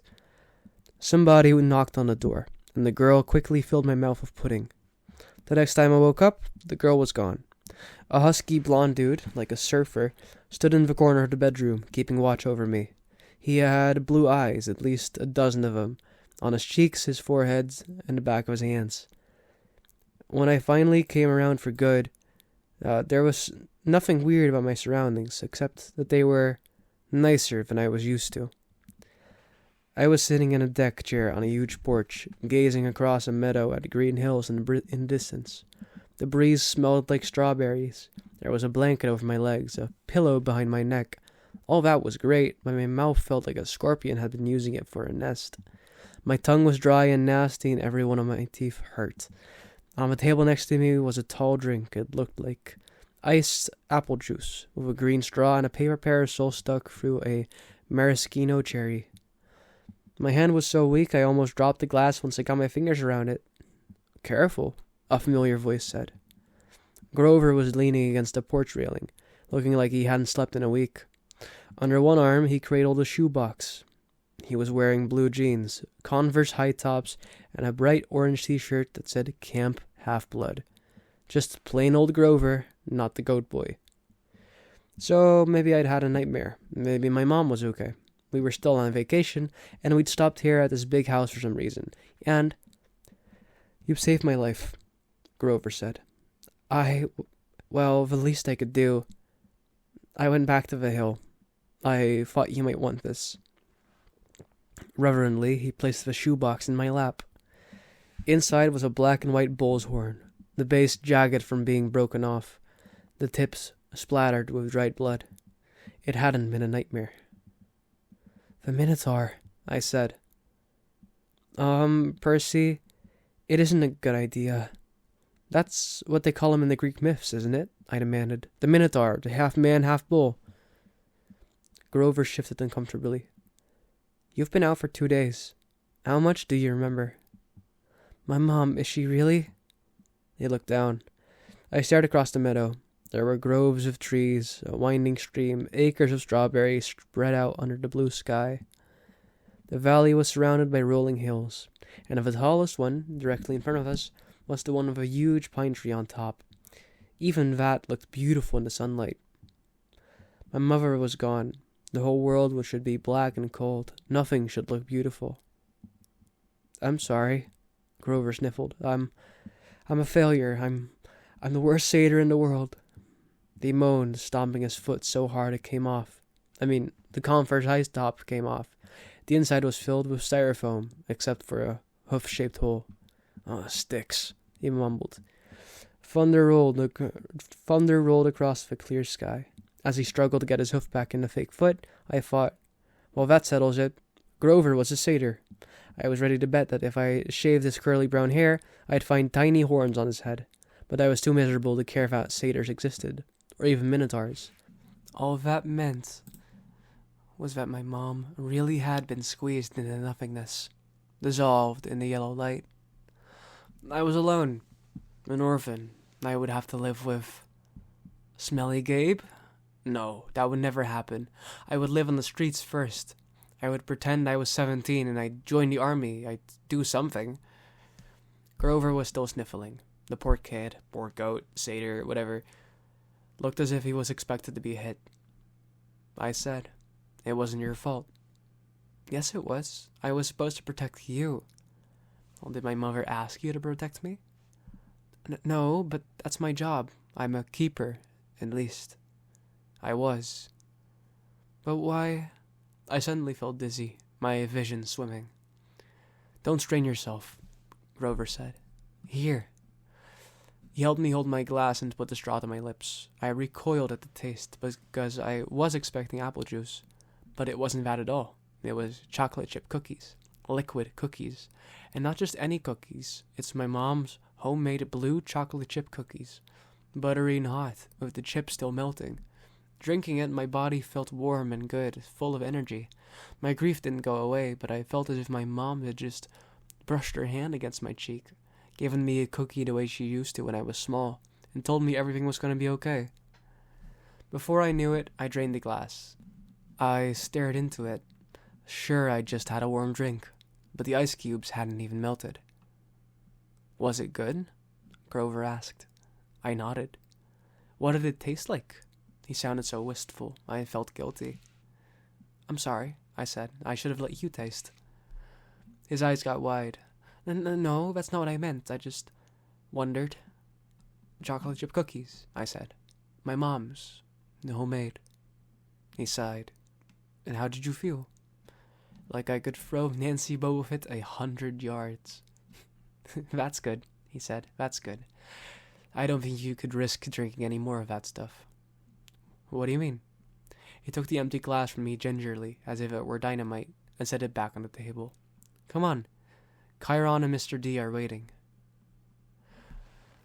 The porch wrapped all the way around the farmhouse. My legs felt wobbly, trying to walk that far. Grover offered to carry the Minotaur horn, but I held on to it. I'd paid for that souvenir the hard way. I wasn't going to let it go.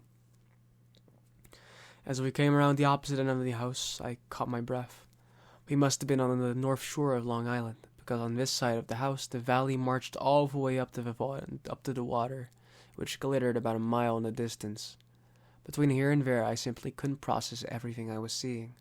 The landscape was dotted with buildings that looked like an ancient Greek architecture, an open-air pavilion, an amphitheater, a circular arena, except that they all looked brand new. Their white marble columns sparkling in the sun, and a nearby sandpit. A dozen high school-age kids and satyrs played volleyball. Canoes glided across a small lake. Kids in bright orange t-shirts like Grover's were chasing each other around a cluster of cabins nestled in the woods. Some shot targets at an archery range. Others rode horses down a wooded trail. And unless I was hallucinating, some of their horses had wings. Down at the end of the porch, two men sat across from each other at a card table. The blonde-haired girl who'd spoon-fed me popcorn-flavored pudding was leaning on the porch rail next to them. The man facing me was small, but porky. He had a red nose, big watery eyes, and curly hair so black it was almost purple. He looked like those paintings of baby angels. What do you call them? Hubbubs? No, cherubs. That's it. He looked like a cherub who'd turned middle-aged in a trailer park. He wore a tiger-patterned Hawaiian shirt, and it would have fit in perfectly right at one of Gabe's poker parties. Except I got the feeling that this guy could have outgambled even my stepfather. "That's Mr. D," Grover murmured to me. "He's the camp director. Be polite." The girl, that's Annabeth Chase. She's just a camper, but she's been here longer than just about anybody. And you already know Chiron. They pointed at the guy whose back was to me. First, I realized he was sitting in a wheelchair. Then, I recognized the tweed jacket, the thinning brown hair, the scraggly beard. "Mr. Brunner!" I cried. The Latin teacher turned and smiled at me. His eyes had that mischievous glint I sometimes got in class when he pulled a pop quiz and made all the multiple-choice answers B. "Ah, good Percy," he said. "Now we have 4 for Pinochle." He offered me a chair to the right of Mr. D, who looked at me with bloodshot eyes and heaved a great sigh. "Oh, I suppose I must say it. Welcome to Camp Half-Blood. There. Now don't expect me to be glad to see you." Thanks?" I scooted a little farther away from him, because if there was one thing I had learned from living with Gabe, it was how to tell when an adult had been hitting the happy juice. If Mr. D was a stranger to alcohol, I was a satyr. Annabeth? Mr. Brunner called of a blonde girl. She came forward, and Mr. Brunner introduced us. This young lady nursed you back to health, Percy. Annabeth, my dear, why don't you go check on Percy's bunk? We'll be putting him in the cabin 11 for now. Annabeth said. Sure, Chiron. She was probably my age, maybe a couple inches taller, and a whole lot more athletic looking. With her deep tan and her curly blonde hair, she was almost exactly what I thought a stereotypical California girl would look like, except her eyes ruined the image. They were startling gray, like storm clouds. Pretty, but intimidating too, as if she were analyzing the best way to take me down in a fight. She glanced at the Minotaur horn in my hands, then back at me. I imagined she was going to say something like, "Oh, you killed a Minotaur," or "Wow, you're so awesome," or something like that. Instead, she said, "You drool when you sleep." Then she sprinted off down the lawn, her blonde hair flying behind her. So, I said, anxious to change the subject, "You, work here, Mr. Brunner?" "Not Mr. Brunner," the ex-Mr. Brunner said. "I'm afraid that was a pseudonym. You may call me Chiron." Okay. Totally confused, I looked at the director. "And Mr. D? Does that stand for something?" Mr. D stopped shuffling the cards. He looked at me like I just belched loudly. "Young man, names are very powerful things. Don't just go around and using them for no reason." "Oh, right. Sorry." "I must say, Percy," Chiron Brunner broke in, "I'm glad to see you alive. It's been a long time since I've made the house call to a potential camper. I'd hate to think that I've wasted my time." "House call?" "Oh, yeah, my year at Yancey Academy, to instruct you. We have satyrs at most schools, of course, keeping a lookout, but Grover alerted me as soon as he met you. He sensed you were something special, so I decided to come upstate. I convinced the other Latin teacher to take a leave of absence. I try to remember the beginning of the school year. It seemed like so long ago, but I did have a fuzzy memory of there being another Latin teacher my first week in Yancey. And then, without explanation, he had just disappeared and Mr. Brunner had taken the class." "You came to Yancey just to teach me?" I asked. Chiron nodded. "Honestly, I wasn't sure about you at first. We contacted your mother, let her know we were keeping an eye on you in case you were ready for Camp Half-Blood, but you still had so much to learn. Nevertheless, you made it here alive, and that's always the first test." "Grover?" Mr. D said impatiently. "Are you playing or not?" "Yes, sir." Grover trembled as he took the fourth chair, though I didn't know why he would be so afraid of a pudgy little man in a tiger print Hawaiian shirt. "You do know how to play Pinnacle?" Mr. D eyed me suspiciously. "I'm afraid not," I said. "I'm afraid not, sir," he said. "Sir," I repeated. I was liking the camp director less and less. "Well," he told me, "it is, along with the gladiator, fighting, and Pac-Man, one of the greatest games ever invented by humans. I would expect all civilized young men to know the rules." "I'm sure the boy can learn," Chiron said. "Please," I said. "What is this place? What am I doing here? Chiron, why would you go to Yancey Academy? Just to teach me?" Mr. D snorted. "I asked the same question." The camp director dealt the cards. Grover flinched every time one landed on his pile. Chiron smiled at me sympathetically, the way he used to in Latin class, as if to let me know that no matter what my average was, I was his star student. He expected me to have the right answer. "Percy," he said, "did your mother tell you nothing?" "She said," I remembered her sad eyes looking over the sea. "She told me she was afraid to send me here, even though my father had wanted her to.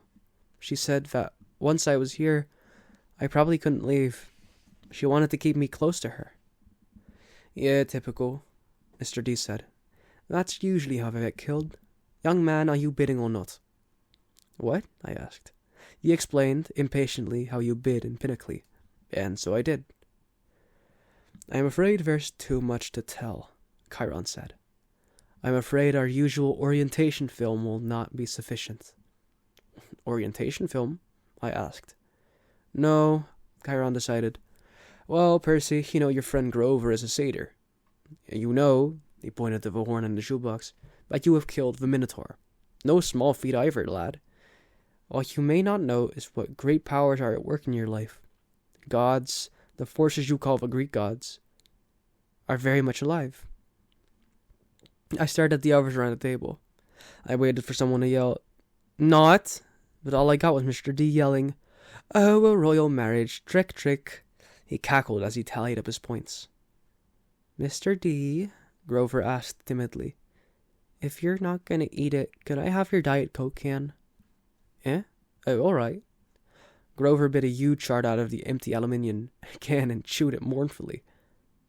"Wait," I told Chiron. "You're telling me that there's such a thing as a god?" "Well, now," Chiron said. "God, capital G, God. That's a different matter altogether. We shan't deal with the metaphysical." "Metaphysical? But you were just talking about..." "Gods, plural, as in great beings that control the forces of nature and human endeavors, the immortal gods of Olympus. That's a smaller matter." "Smaller?" "Yes, quite. The gods we discussed in Latin class." "Zeus," I said. "Hera, Apollo, you mean them?" And there it was again, distant thunder on a cloudless sky. "Young man," said Mr. D, I would really be less casual about throwing those names around if I were you." "But they're stories," I said. They're myths, to explain lightning and the seasons and stuff. They're what people believed before there was science." "Oh, science," Mr. D scoffed. "And you tell me Percy Jackson." I flinched when he said my real name, which I never told anybody. "What will people think of your science 2,000 years from now?" Mr. D continued. They will call it primitive mumbo-jumbo. That's what. Oh, I love mortals. They have absolutely no sense of perspective. They think they've come so far. And have they, Chiron? Look at this boy and tell me." I wasn't liking Mr. D much, but there was something about the way he called me immortal, as if he wasn't. It was enough to put a lump in my throat, to suggest why Grover was dutifully minding his cards, chewing a soda can, and keeping his mouth shut. "Percy," Chiron said, "you may choose to believe it or not, but the fact is that immortal means immortal. Can you imagine that for a moment, never dying, never fading, existing, just as you are, forever?" I was about to answer off the top of my head that it sounded like a pretty good idea, but the tone of Chiron's voice made me hesitate. "You mean, whether people believed in you or not?" I said. "Exactly," Chiron agreed. "If you were a god, how would you like being called a myth, an old story to explain lightning? What if I told you, Percy Jackson, that someday people could call you a myth, just created to explain how little boys can get over losing their mothers?" My heart pounded. He was trying to make me angry for some reason, but I wasn't going to let him. I said, "I wouldn't like it, but I don't believe in the gods." "Oh, you better," Mr. D murmured. "Before one of them incinerates you," Grover said. Please, sir, he's just lost his mother. He's in shock." "A lucky thing, too," Mr. D grumbled, playing a card. "Bad enough I'm confined to this miserable job, working with boys who don't even believe." He waved his hands, and a goblet appeared on the table, as if the sunlight had bent, momentarily, and woven air in the glass. The goblet filled itself with red wine. My jaw dropped, but Chiron hardly looked up. "Mr. D," he warned, "your restrictions." Mr. D looked at the wine in feigned surprise. "Oh, dear me." He looked at the sky and yelled, "Old habit, sorry." More thunder. Mr. D waved his hand again, and the wine glass changed into a fresh can of Diet Coke. He sighed unhappily, popped the top of the soda, and went back to his card game. Chiron winked at me. "Mr. D offended his father a while back. Took a fancy to a wood nymph who'd been declared off limits." A wood nymph?" I repeated, still staring at the Diet Coke can like it was from outer space. "Oh, yes," Mr. D confessed. "Father loves to punish me. The first time, prohibition. Ghastly. Absolutely horrid 10 years. The second time, well, she really was pretty. I couldn't stay away. The second time, he sent me here, to Half-Blood Hill, summer camp for brats like you. Be a better influence, he told me. Work with yous rather than tearing them down.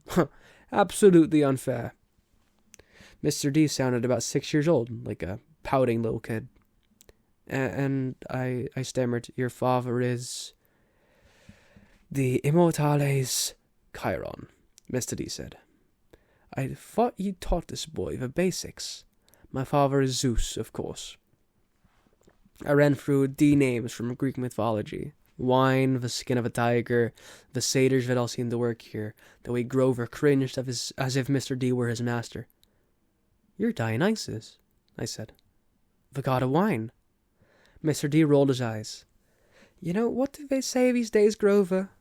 Do the children say, well, duh? Yes, Mr. D.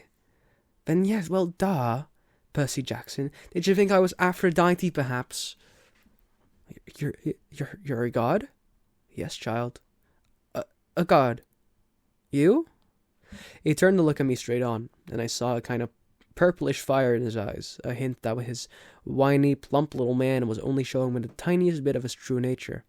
I saw visions of grapevines choking unbelievers to death, drunken warriors insane with battle lust, sailors screaming as if their hands turned to flippers, their face elongating into dolphin snouts. I knew that if I pushed him, Mr. D would show me worse things. He would plant a disease in my brain that would leave me wearing a straitjacket in a rubber room for the rest of my life. Would you like to test me, child? He said quietly. No, sir. The fire died a little, and he returned back to his card game. I believe I win. Not quite, Mr. D, Chiron said. He set down a straight, tallied the points, and said, the game goes to me. I thought Mr. D was going to vaporize Chiron right out of his wheelchair, but he just sighed through his nose, as if he were used to being beaten by the Latin teacher. He got up, and Grover rose too. I'm tired, Mr. D said. I believe I'll take a nap before we sing along tonight. But first, Grover, we need to talk, again, about your less-than-perfect performance on this assignment. Grover's face beaded with sweat. Yes, sir. Mr. D turned to me. Cabin 11, Percy Jackson, and mind your manners. He swept into the farmhouse, Grover following miserably. Will Grover be okay? I asked Chiron. And Chiron nodded, though he did look a little bit troubled. Old Dionysus isn't really mad, he just hates his job. He's been grounded, I guess you would say. And he can't stand waiting another century before he's allowed to go back to Olympus. Like Mount Olympus? I said. You're telling me that there really is a palace there? Well, now, there's Mount Olympus in Greece, and then there's the home of the gods, the convergent point of their powers, which did indeed used to be on Mount Olympus. It's still called Mount Olympus, out of respect to the old ways, but the palace moves, Percy, just as the gods do. You mean the Greek gods are here? Like, in America? Well, certainly. The gods move with the heart of the West. The what? Calm down, Percy. What you call Western civilization. Do you think it's just an abstract concept? No, it's a living force. A collective consciousness that has burned bright for 1,000 years. The gods are part of it. You might even say that they are the source of it, or at least they are tied so tightly to it that they couldn't possibly fade. Not unless all of Western civilization were obliterated. The fire started in Greece, then, as you well know, or as I hope you know, since you passed my course, the heart of the fire moved to Rome, and so did the gods. Oh, different names perhaps. Jupiter for Zeus, Venus for Aphrodite, and so on. But the same forces, the same gods. And then they died. Died? No. Did the West die? The gods simply moved. To Germany, to France, to Spain. For a while, wherever the flame was brightest, the gods were there. They spent several centuries in England. All you need to do is look at the architecture. People do not forget the gods. Every place they've ruled for the last 3,000 years, you can see them in paintings, in statues, on the most important buildings. And yes, Percy, of course they are now in your United States. Look at your symbol, the eagle of Zeus. Look at the statue of Prometheus in Rockefeller Center, the Greek facades of your government buildings in Washington.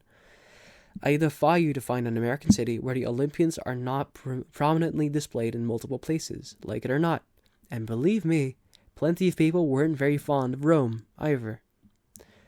America is now the heart of the flame. It is the great power of the West, and so Olympus is here, and we are here. It was all too much, especially the fact that I seemed to be included in Chiron's we, as if I were some part of the club. Who are you, Chiron? Who am I? Chiron smiled. He shifted his weight as if he were going to get out from the wheelchair. But I knew that was impossible. He was paralyzed from the waist down. Who are you? He mused. Well, that's the question we all want answered, isn't it? But for now, we should get you a bunk in cabin 11. There will be new friends to meet, and plenty of time for lessons tomorrow.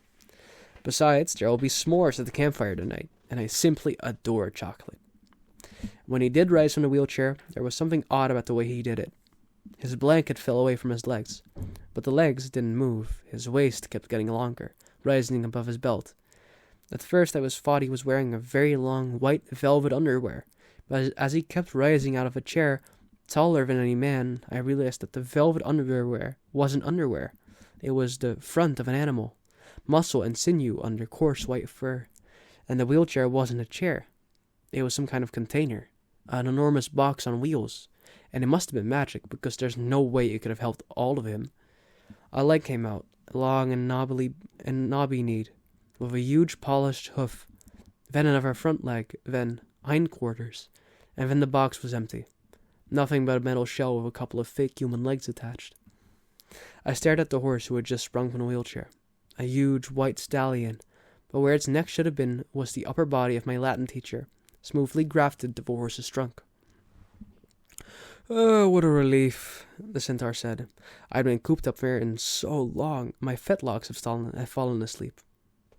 Now come, Percy Jackson, let's meet the fellow campers. Chapter 6. I become Supreme Lord of the Bathroom. Once I got over the fact that my Latin teacher was a horse, we had a nice tour, though I was careful not to walk behind him. I'd done Pooper Scooper Patrol in the Macy's Thanksgiving Day Parade a few times, and I'm sorry I did not trust Chiron's back end the way I trusted his front. We passed a volleyball pit. Several of the campers nudged each other. One pointed to the Minotaur horn I was carrying. Another one said, "That's him." Most of the campers were older than me. Their satyr friends were bigger than Grover, all of them trotting around in orange Camp Half-Blood t-shirts, with nothing else to cover their bare, shaggy hindquarters. I wasn't normally shy, but the way they stared at me made me uncomfortable. I felt like they expected me to do a flip or something. I looked back at the farmhouse. It was a lot bigger than I'd realized. 4 stories tall, sky blue with a white rim, like an upscale seaside resort. I was checking out the brass eagle weather vane on top when something caught my eye. A shadow in the uppermost window of the attic gable. Something had moved the curtain, just for a second, and I got the distinct impression I was being watched. "What's up there?" I asked Chiron. He looked where I was pointing, and his smile faded. "Oh, just the attic. Somebody lives there?" "No," he said with finality. "Not a single living thing." I got the feeling he was being truthful, but I was also sure something had moved that curtain. "Come along, Percy," Chiron said, his light-hearted tone now a little forced. "Lots to see." We walked through strawberry fields, where campers were picking bushels of berries while a satyr played a tune on a reed pipe. Chiron told me the camp grew a nice crop for export to New York restaurants in Mount Olympus. "It pays our expenses," he explained, "and the strawberries take almost no effort." He said Mr. D had this effect on fruit-bearing plants. They just went crazy when he was around. It worked best with wine grapes, but Mr. D was restricted from growing those, so he grew strawberries instead. I watched the satyr playing his pipe. His music was causing lines of bugs to leave the strawberry patch in every direction, like refugees fleeing a fire. I wondered if Grover could work that kind of magic with music. I wondered if he was still inside the farmhouse, getting chewed out by Mr. D. "Grover won't get in too much trouble, will he?" I asked Chiron. "I mean, he was a good protector, really." Chiron sighed. He shed his tweed jacket and draped it over his horse's backside like a saddle. "Grover has big dreams, Percy, perhaps bigger than are reasonable. To reach his goal, he must first demonstrate great courage by succeeding as a keeper, finding a new camper and bringing him safely to Half-Blood Hill." But he did that. I might agree with you, Chiron said, but it is not my place to judge. Dionysus and the Council of the Cloven Elders must decide. I am afraid they might not see his assignment as a success. After all, Grover lost you in New York. Then there's the unfortunate fate of your mother, and the fact that Grover was unconscious when you dragged him over the property line. The council might question whether this shows any courage on Grover's part. I wanted to protest. None of what happened was Grover's fault. I also felt really, really guilty. If I hadn't given Grover the slip at the bus station, he might have not gotten in trouble. He'll get a second chance, won't he? Chiron winced. I'm afraid that was Grover's second chance, Percy. The council was not anxious to give him another. Either, after what happened the first time, 5 years ago, Olympus knows I advised him to wait longer before trying again. He's still so small for his age.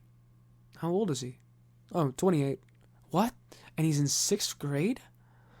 Satyrs mature half as fast as humans, Percy. Grover has been the equivalent of a middle school student for the past 6 years. Oh, that's horrible. Quite, Chiron agreed. At any rate, Grover is a late bloomer, even by satyr standards, and not yet very accomplished at woodland magic. At last, he was anxious to pursue his dream. Perhaps now he will find some other career. That's not fair, I said. What happened the first time? Was it really so bad? Chiron moved away quickly. Let's, move along, shall we? But I wasn't quite ready to let the subject drop. Something had occurred to me when Chiron talked about my mother's fate, as if he were intentionally avoiding the word death. The beginning of an idea, a tiny, hopeful fire, started forming in my mind. Chiron, I said, if the gods and Olympus and all that are real. Yes, child. Does that mean that the underworld is real too? Chiron's expression darkened. Yes, child. He paused, as if choosing his words carefully. There is a place where spirits go after death. But for now, until we know more, I would urge you to put that out in your mind. Oh, what do you mean, until we know more? Come, Percy. Let's see the woods. As we got closer, I realized how huge the forest was. It took up at least a quarter of the valley, with trees so tall and thick you could imagine nobody had been here since the Native Americans. Chiron said, The woods are stocked if you care to try your luck, but go armed. Stocked with what? I asked. Armed with what? You'll see. Capture the flag is Friday night. Do you have your own sword and shield? My own? No, Chiron said. I don't suppose you do. I think a size 5 will do.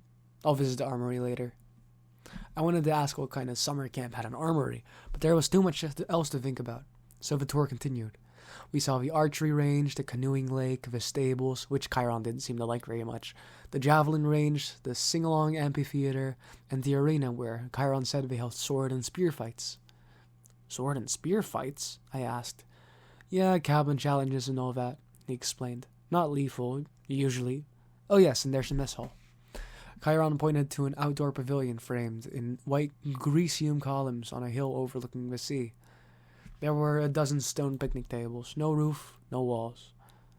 What do you do when it rains? I asked. Chiron looked at me as if I'd gone a little weird. We still have to eat, don't we? I decided to drop the subject. Finally, he showed me the cabins. There were 12 of them, nestled in the woods by the lake. They were arranged in a U, with 2 at the base and 5 in a row on either side. And they were without a doubt the most bizarre collection of buildings I've ever seen. Except for the fact that each has a large brass number above the door, odds on the left side and evens on the right. They looked absolutely nothing alike. Number 9 had smokestacks like a tiny factory. Number 4 had tomato vines on the walls and a roof made out of real grass. 7 seemed to be made of solid gold, which gleamed so much in the sunlight it was almost impossible to look at. They all faced a commons area about the size of a soccer field, dotted with Greek statues, fountains, flower beds, and a couple of basketball hoops, which were more my speed. In the center of the field was a huge stone-lined fire pit. Even though it was a warm afternoon, the hearth smoldered. A girl about 9 years old was tending the flames, poking the coals with a stick. The pair of cabins at the head of the field, numbers 1 and 2, looked like his and hers mausoleums, big white marble boxes with heavy columns in front. Cabin 1 was the biggest and bulkiest of the 12. Its polished bronze doors shimmered like a hologram, so that from different angles lightning bolts seemed to streak across them. Cabin 2 was more graceful somehow, with slimmer columns garlanded with pomegranates and flowers. The walls were carved with images of peacocks. Zeus and Hera? I guessed. Correct, Chiron said. Their cabins look empty. Several of the cabins are. That's true. No one ever stays in one or two. Okay, so each cabin had a different god, like a mascot. 12 cabins for the 12 Olympians, but why would some be empty? I stopped in front of the first cabin on the left, cabin 3. It wasn't high and mighty like cabin 1, but long and low and solid. The outer walls were of a rough gray stone studded with pieces of seashell and coral, as if the slabs had been hewn straight from the bottom of the ocean floor. I peeked inside the open doorway, and Chiron said, "Oh, I wouldn't do that." Before he could pull me back, I got the salty scent of the interior, like the wind on the shore of Montauk. The interior walls glowed like abalone. There were 6 empty bunk beds with silk sheets turned down, but there was no sign anyone had ever slept there. The place felt so sad and lonely. I was glad when Chiron put his hands on my shoulder and said, "Come along, Percy." Most of the other cabins were crowded with campers. Number 5 was a bright red, a real nasty paint job, as if the color had been splashed on with buckets and fists. The roof was lined with barbed wire. A stuffed wild boar's head hung over the doorway, and its eyes seemed to follow me. Inside, I could see a bunch of mean-looking kids, both girls and boys, arm wrestling and arguing with each other while rock music blared. The loudest was a girl, maybe 13 or 14. She wore a size XXXL Camp Half-Blood t-shirt under a camouflage jacket. She zeroed in on me and gave me an evil sneer. She kind of reminded me of Nancy Bobofit, though the camper girl was much bigger and tougher looking, and her hair was long and stringy, and brown instead of red. I kept walking, trying to stay clear of Chiron's hooves. "We haven't seen any other centaurs," I observed. "No," said Chiron sadly. "My kinsmen are a wild and barbaric folk, I'm afraid. You might encounter them in the wilderness, or at major sporting events, but you won't see any here." "You said your name was Chiron, are you really?" He smiled down at me. "The Chiron from the stories? The trainer of Hercules and all that?" "Yes, Percy. Yes, I am." But shouldn't you be dead?" Chiron paused, as if the question intrigued him. "I honestly don't know about should be. The truth is, I can't be dead. You see, eons ago the gods granted my wish. I could continue the work I loved. I could be a teacher of heroes as long as humanity needed me. I gained much from that wish, and I gave up much. But I'm still here, so I can only assume I'm still needed. I thought about being a teacher for 3,000 years. It wouldn't have made my top 10 things to wish for list." "Doesn't it ever get boring?" "Oh, no, he said. "Horribly depressing at times, but never boring." "Why depressing?" Chiron seemed to turn hard of hearing again. "Oh, look," he said. "Annabeth is waiting for us." The blonde girl I'd met at the big house was reading a book in front of the last cabin on the left, number 11. When we reached her, she looked over at me critically, like she was still thinking about how much I drooled. I tried to see what she was reading, but I couldn't make out the title. I thought my dyslexia was acting up, and then I realized the title wasn't even English. The letters looked Greek to me. I mean, like, literally Greek. There were pictures of temples and statues in different kinds of columns, like those in an architecture book. "Annabeth," Chiron said, "I have master's archery class at noon. Would you take Percy from here?" "Yes, sir." "Cabin 11, Chiron told me, gesturing towards the doorway. "Make yourself at home." Out of all the cabins, 11 looked the most like a regular old summer camp cabin, with the emphasis on old. The threshold was worn down, the brown paint was peeling. Over the doorway was one of those doctor symbols, a winged pole with 2 snakes wrapped around it. What did they call it? A caduceus? Inside it was packed with people, both boys and girls. Way more than a number of bunk beds. Sleeping bags were spread all across the floor. It looked like a gym where the Red Cross had set up an evacuation center. Chiron didn't go in. The door was too low for him, but when the campers saw him, they all stood and bowed respectfully. "Well then," Chiron said. "Good luck, Percy. I'll see you at dinner." He galloped away towards the archery range. I stood in the doorway, looking at the kids. They weren't bowing anymore. They were staring at me, sizing me up. but I knew of his routine. I'd gone through it at enough schools. Well, Annabeth prompted. Go on. So naturally, I tripped coming in the door and made a total fool of myself. There were some snickers from the campers, but none of them said anything.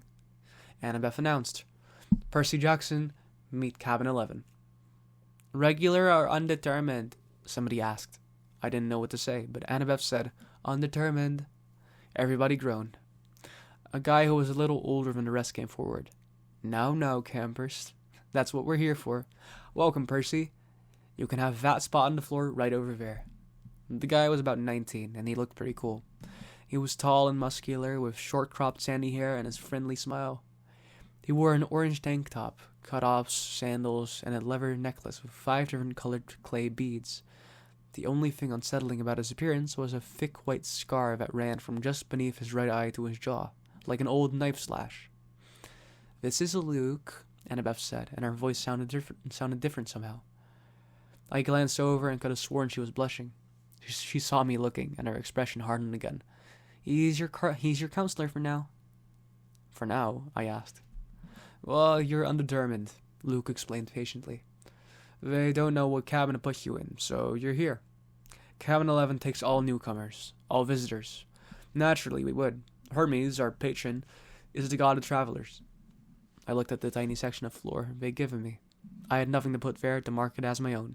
No luggage, no clothes, no sleeping bag, just the Minotaur's horn. I thought about setting that down, but then I remembered that Hermes was also the god of thieves. I looked around at the campers' faces, some sullen and suspicious, some grinning stupidly, some eyeing me as if they were waiting for a chance to pick my pockets. How long will I be here? I asked. Good question, Luke said. Until you're determined. How long will that take? The campers all laughed at me. Oh, come on, Annabeth told me. I'll show you the volleyball court. I've already seen it. Come on. She grabbed my wrist and dragged me outside. I could hear the kids of Cabin 11 laughing behind me. When we were a few feet away, Annabeth said, Jackson, you have to do better than that. What?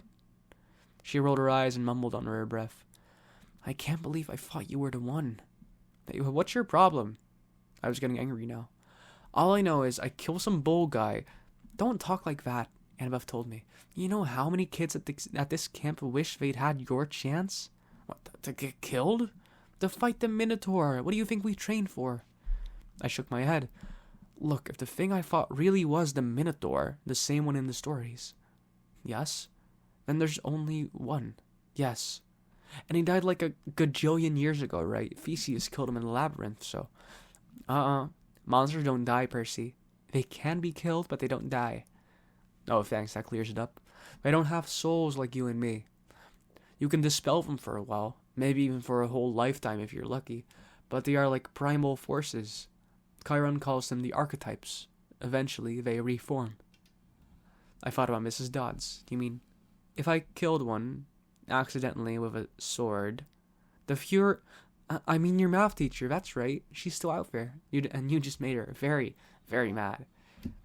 How did you know about Mrs. Dodds? You talk in your sleep. You almost called her something? A Fury? Those are like Hades' torturers, right? Annabeth glanced nervously at the ground, as if she expected it to open up and swallow her. You shouldn't call them by their name, even here. We call them the kindly ones, if we have to speak of them at all. Look, is there anything we can say without it, like, thundering? I sounded whiny, even to myself, but right then I didn't care. Why do I have to stay in Cabin 11 anyway? Why is everybody so crowded together? There are plenty of empty bunks right over there. I pointed to the first few cabins, and Annabeth turned pale. You don't just choose a cabin, Percy. It depends on who your parents are, or your parent. She stared at me, waiting for me to get it. My mom is Sally Jackson, I said. She works at the candy store in Grand Central Station, or at least she used to. Yeah, I'm sorry about your mom, Percy, but that's not really what I meant. I'm talking about your other parent, your dad. Oh, he's dead. I never knew him. Annabeth sighed. Clearly, she'd had this conversation before with other kids. Your father's not dead, Percy. How can you say that? You know him? No, of course not. Then how can you say... Because I know you. You wouldn't be here if you weren't one of us. You don't know anything about me. No? She raised an eyebrow. I bet you moved around from school to school. I bet you were kicked out of a lot of them. How? Diagnosed with dyslexia? Probably ADHD too. I tried to swallow my embarrassment. What does that have to do with anything? Taken together, it's almost a sure sign. The letters float off the page when you read, right? That's because your mind is hardwired for ancient Greek. And the ADHD, you're impulsive, can't sit still in the classroom. That's your battlefield reflexes. In a real fight, they keep you alive. As for the attention problems, that's because you see too much, Percy, not too little. Your senses are better than a regular mortal's. Of course, the teachers want you medicated. Most of them are monsters. They don't want you seeing them for what they are. You sound like you went through the same thing. Most of the kids here did. And if you weren't like us, you couldn't have survived the Minotaur. Much less the ambrosia and nectar. Ambrosia and nectar? The food and drink we were giving you to make you better. That stuff would have killed a normal kid. It would have turned your blood to fire and your bones to sand, and you would be dead. Face it, you're a half-blood. A half-blood. I was reeling with so many questions I didn't know where to start. And then a husky voice yelled, "Well, a newbie!" I looked over. The big girl from the ugly red cabin was sauntering toward us. She had 3 other girls behind her, all big and ugly and mean-looking like her, all wearing camo jackets. "Clarice," Annabeth sighed. "Why don't you go polish your spear out or something?" "Sure, Miss Princess," the big girl said. "So I can run you through it with it on Friday night." "Ere escorakas," Annabeth said, which I somehow understood was Greek for the goat of the crows, though I was feeling it was a bit of a worse curse word than it sounded. "You don't stand a chance." "We'll pulverize you," Clarice said, but her eye twitched. Perhaps she wasn't sure enough she could follow through on the threat. She turned toward me. "Who's this little runt?" "This is Percy Jackson," Annabeth said. "Meet Clarice, daughter of Ares." I blinked. Like the war god? Clarice sneered. "You got a problem with that?" "No," I said, covering my wits. "It explains the bad smell." Clarice growled. We got an initiation ceremony for newbies, Prissy." Percy. "Oh, whatever. Come on, I'll show you." "Clarice," Annabeth tried to say. "Stay out of it, wise girl." Annabeth looked pained, but she did stay out of it, and I didn't really want her to help. I was the new kid. I had to earn my own rep. I handed Annabeth my Minotaur horn and got ready to fight, but before I knew it, Clarice had me by the neck and was dragging me towards a cinder block building that I knew immediately was the bathroom. I was kicking and punching. I'd been in plenty fights before, but this big girl, Clarice, had hands like iron. She dragged me into the girls' bathroom. There was a line of toilets on one side and a line of shower stalls down the other. It smelled just like any public bathroom, and I was thinking, as much as I could think with Clarice ripping my hair out, that if this place belonged to the gods, they should have been able to afford classier Johns. Clarice's friends were all laughing, and I was trying to find the strength I'd used to fight the Minotaur. But it just wasn't there. "Like he's big free material," Clarice said as she pushed me towards one of the toilets. "Yeah, right. Minotaur probably fell over laughing. He was so stupid looking." Our friend snickered. Annabeth stood in the corner, watching through her fingers. Clarice bent me over on my knees and started pushing my head towards the toilet bowl. It reeked like rusted pipes and, well, like what goes into toilets.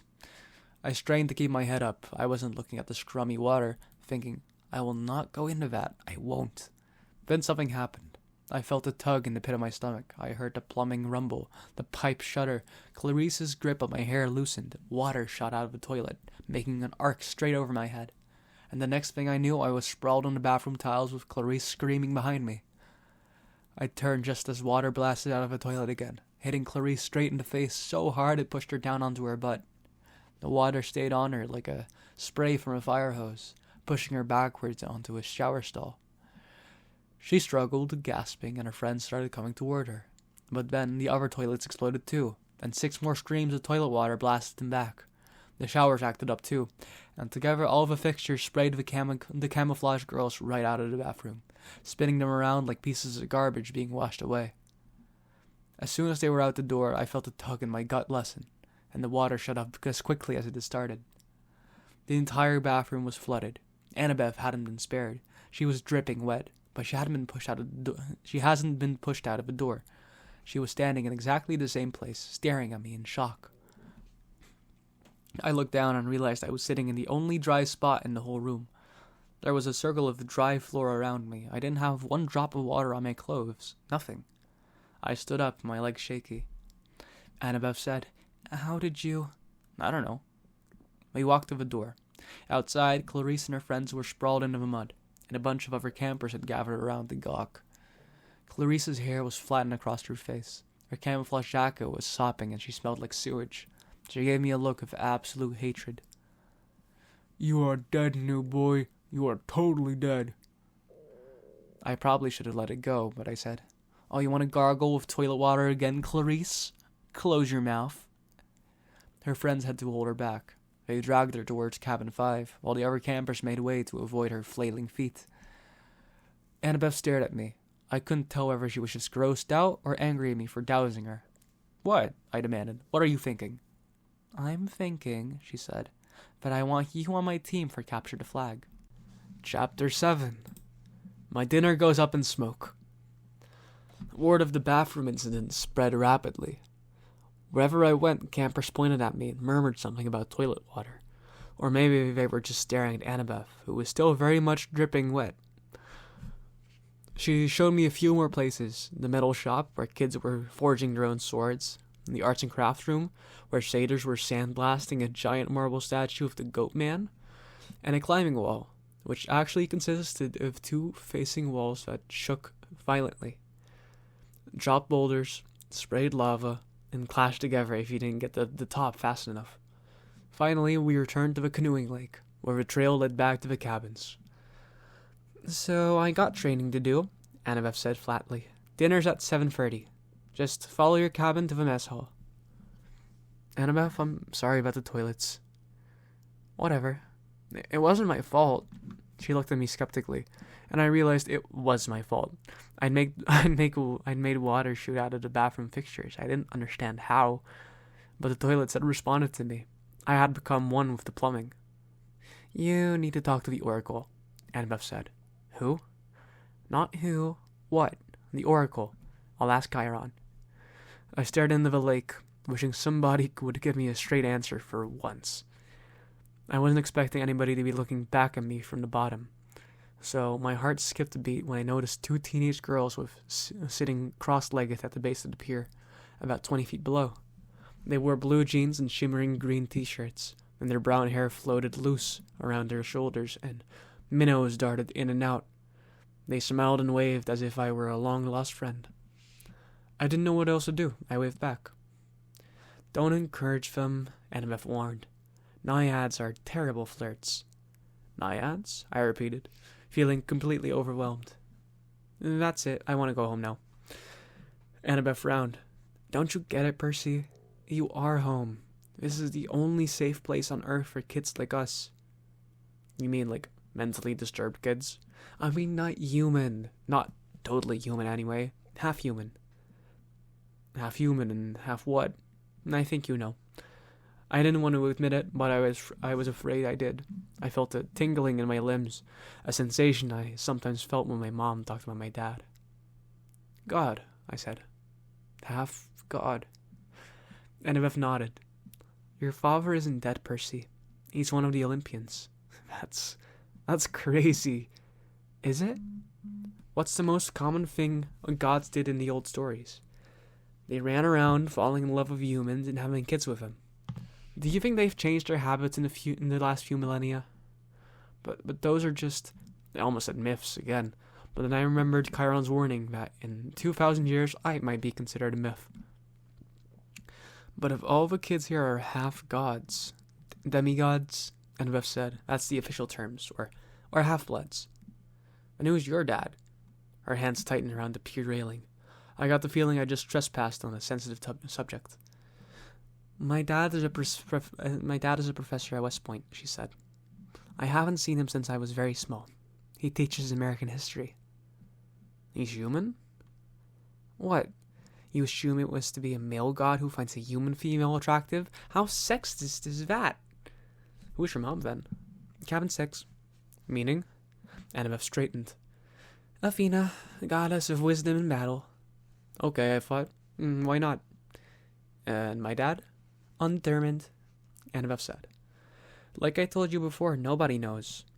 Except my mom. She knew. Maybe not Percy. Gods don't always reveal their identities. My dad would have. He loved her. Annabeth gave me a cautious look. She didn't want to burst my bubble. Maybe you're right. Maybe he'll send you a sign. That's the only way to know for sure. Your father has to send you a sign claiming you as his son.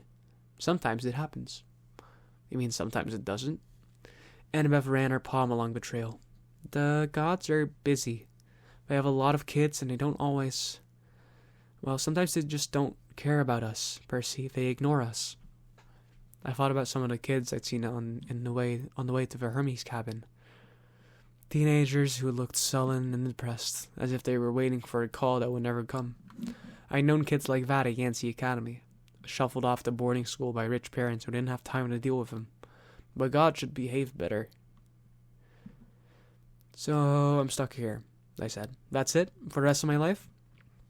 Yeah, it depends, Annabeth said. Some campers only stay the summer. If you're a child of Aphrodite or Demeter, you're probably not a real powerful force. The monsters might ignore you. So you can get by with a few months of summer training and live in a mortal world for the rest of the year. But for some of us, it's too dangerous to leave. We're year-rounders. In the mortal world, we attract monsters. They sense us. They come to challenge us. Most of the time, they'll ignore us until we're old enough to cause trouble. About 10 or 11 years old. But after that, most demigods either make their way here, or they get killed off. A few manage to survive in the outside world and become famous. Believe me, if I told you their names, you'd know them. Some don't even realize they're demigods, but very, very few are like that. So monsters can't get in here? Annabeth shook her head. Not unless they're intentionally stalked in the woods, or specially summoned by someone on the inside. Why would anyone want to summon a monster? Practice fights, practical jokes. Practical jokes. The point is, the borders are sealed to keep mortals and monsters out. From the outside, mortals look into the valley and see nothing unusual. Just a strawberry farm. So you're a year-rounder? Annabeth nodded. From under the collar of her t-shirt, she pulled a leather necklace with 5 clay beads of different colors. It was just like Luke's, except Annabeth also had a big gold ring strung on it, like a college ring. I've been here since I was 7, she said. Every August, on the last day of summer session, you get a bead for surviving another year. I have been here longer than most of the counselors, and they are all in college. Why did you come so young? She twisted the ring on her necklace. None of your business. Oh. I stood there for a minute in uncomfortable silence. So I should just walk out of here right now if I wanted to? It would be suicide, but you could. With Mr. D's or Chiron's permission. But they wouldn't give you permission until the end of the summer session. Unless? Well, you were granted a quest. But that hardly ever happens. The last time... Her voice trailed off. I could tell from her tone that the last time hadn't gone well. Back in the sick room, I said, when you were feeding me that stuff. Ambrosia? Yeah, you asked me something about the summer solstice. Annabeth's shoulders tensed. So, you do know something? Well, no. Back in my old school, I overheard Grover and Chiron talking about it. Grover mentioned the summer solstice. He said something like, we didn't have much time because of the deadline. What did that mean? She clenched her fist. I wish I knew. Chiron and the satyrs, they know, but they won't tell me. Something is wrong in Olympus. Something pretty major. Last time I was there, everything seemed so normal. You've been to Olympus? Well, yeah, some of us year-rounders, Luke and Clarice and I, and a few others, we took a field trip during winter solstice. That's when the gods have their big annual council. But how did you get there? Oh, a Long Island Railroad, of course. You get off at Penn Station, Empire State Building. Special elevator to the 600th floor. She looked at me like she was sure I must know this already. You are a New Yorker, right? Oh, sure. As far as I knew, there were only there were only 102 floors in the Empire State Building, but I decided not to point that out. Right after we visited, Annabeth continued, the weather got all weird. as if the gods had started fighting.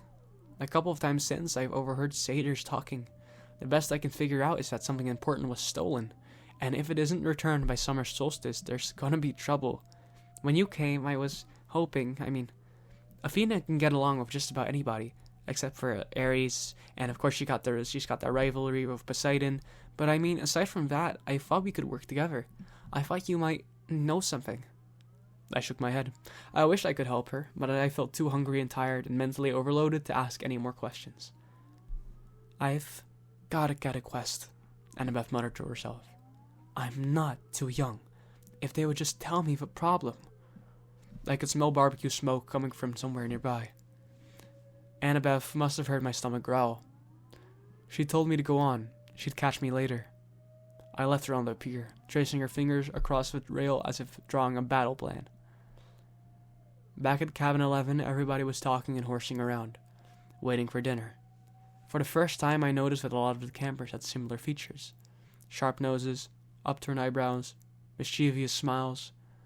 They were the kind of kids that teachers would peg as troublemakers.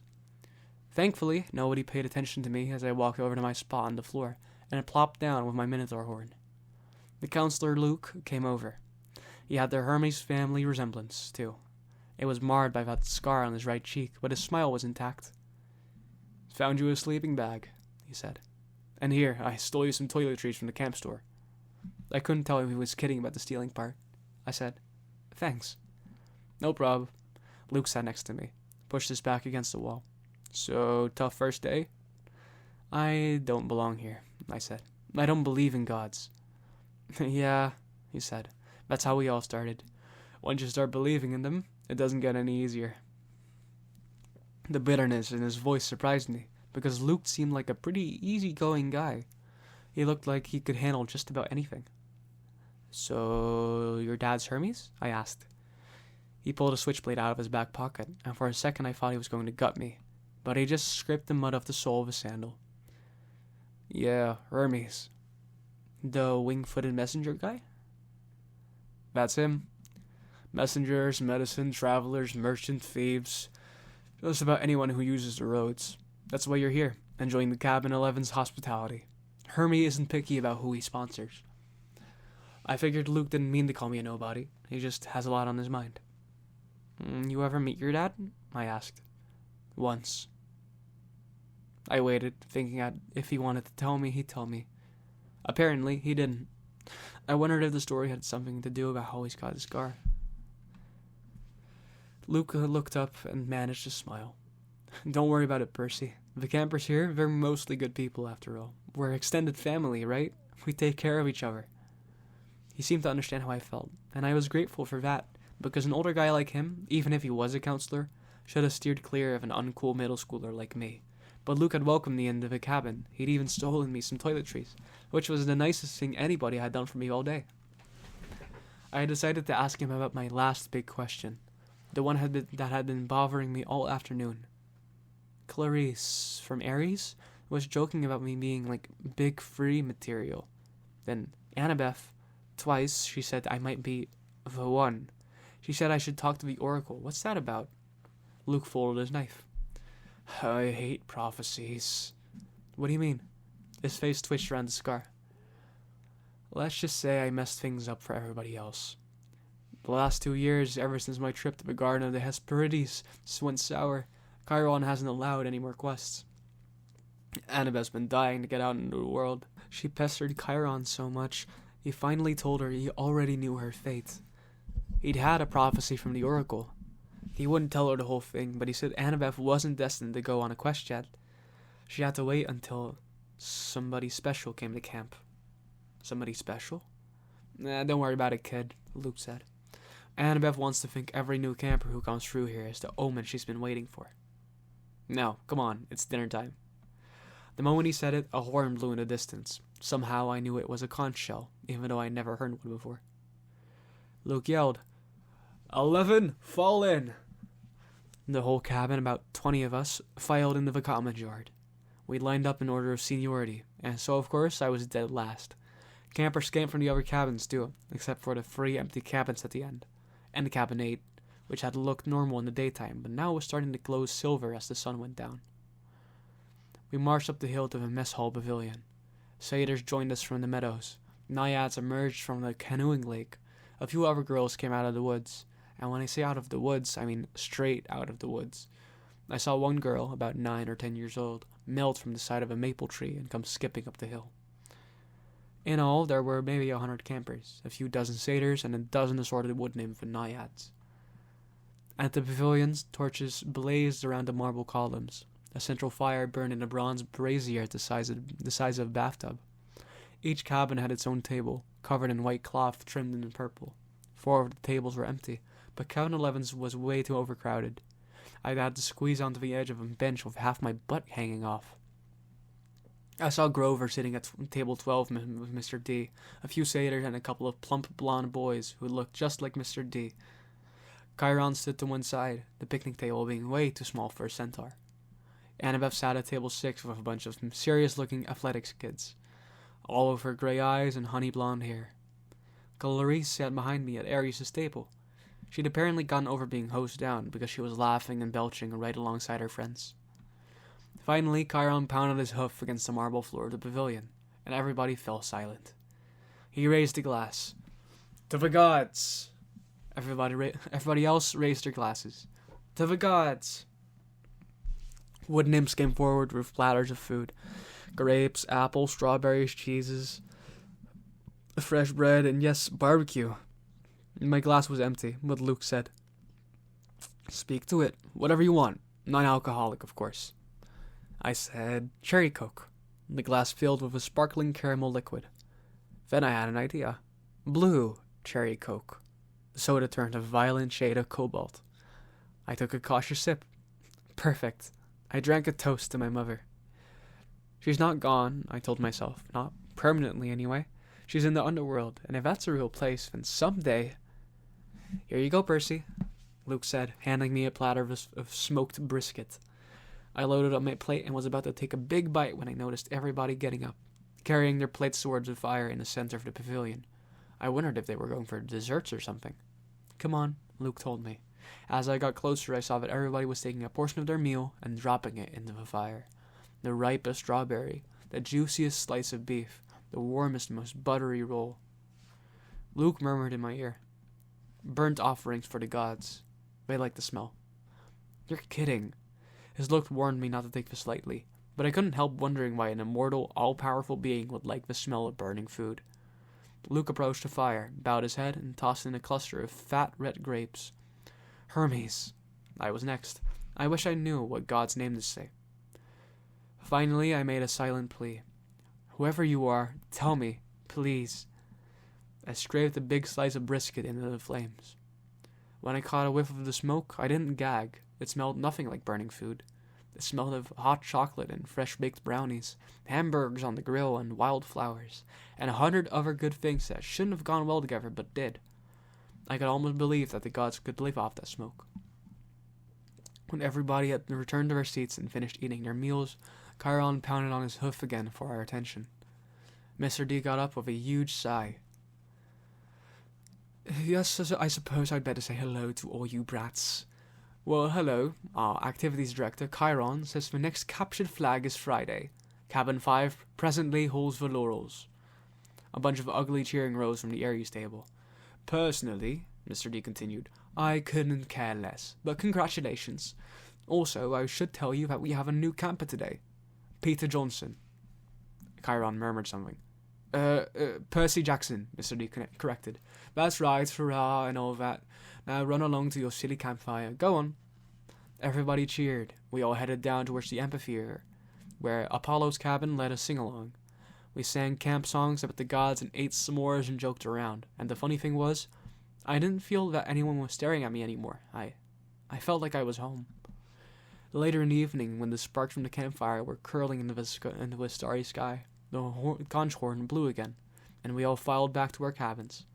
I didn't realize how exhausted I was until I collapsed on my borrowed sleeping bag. My fingers curled around the Minotaur's horn.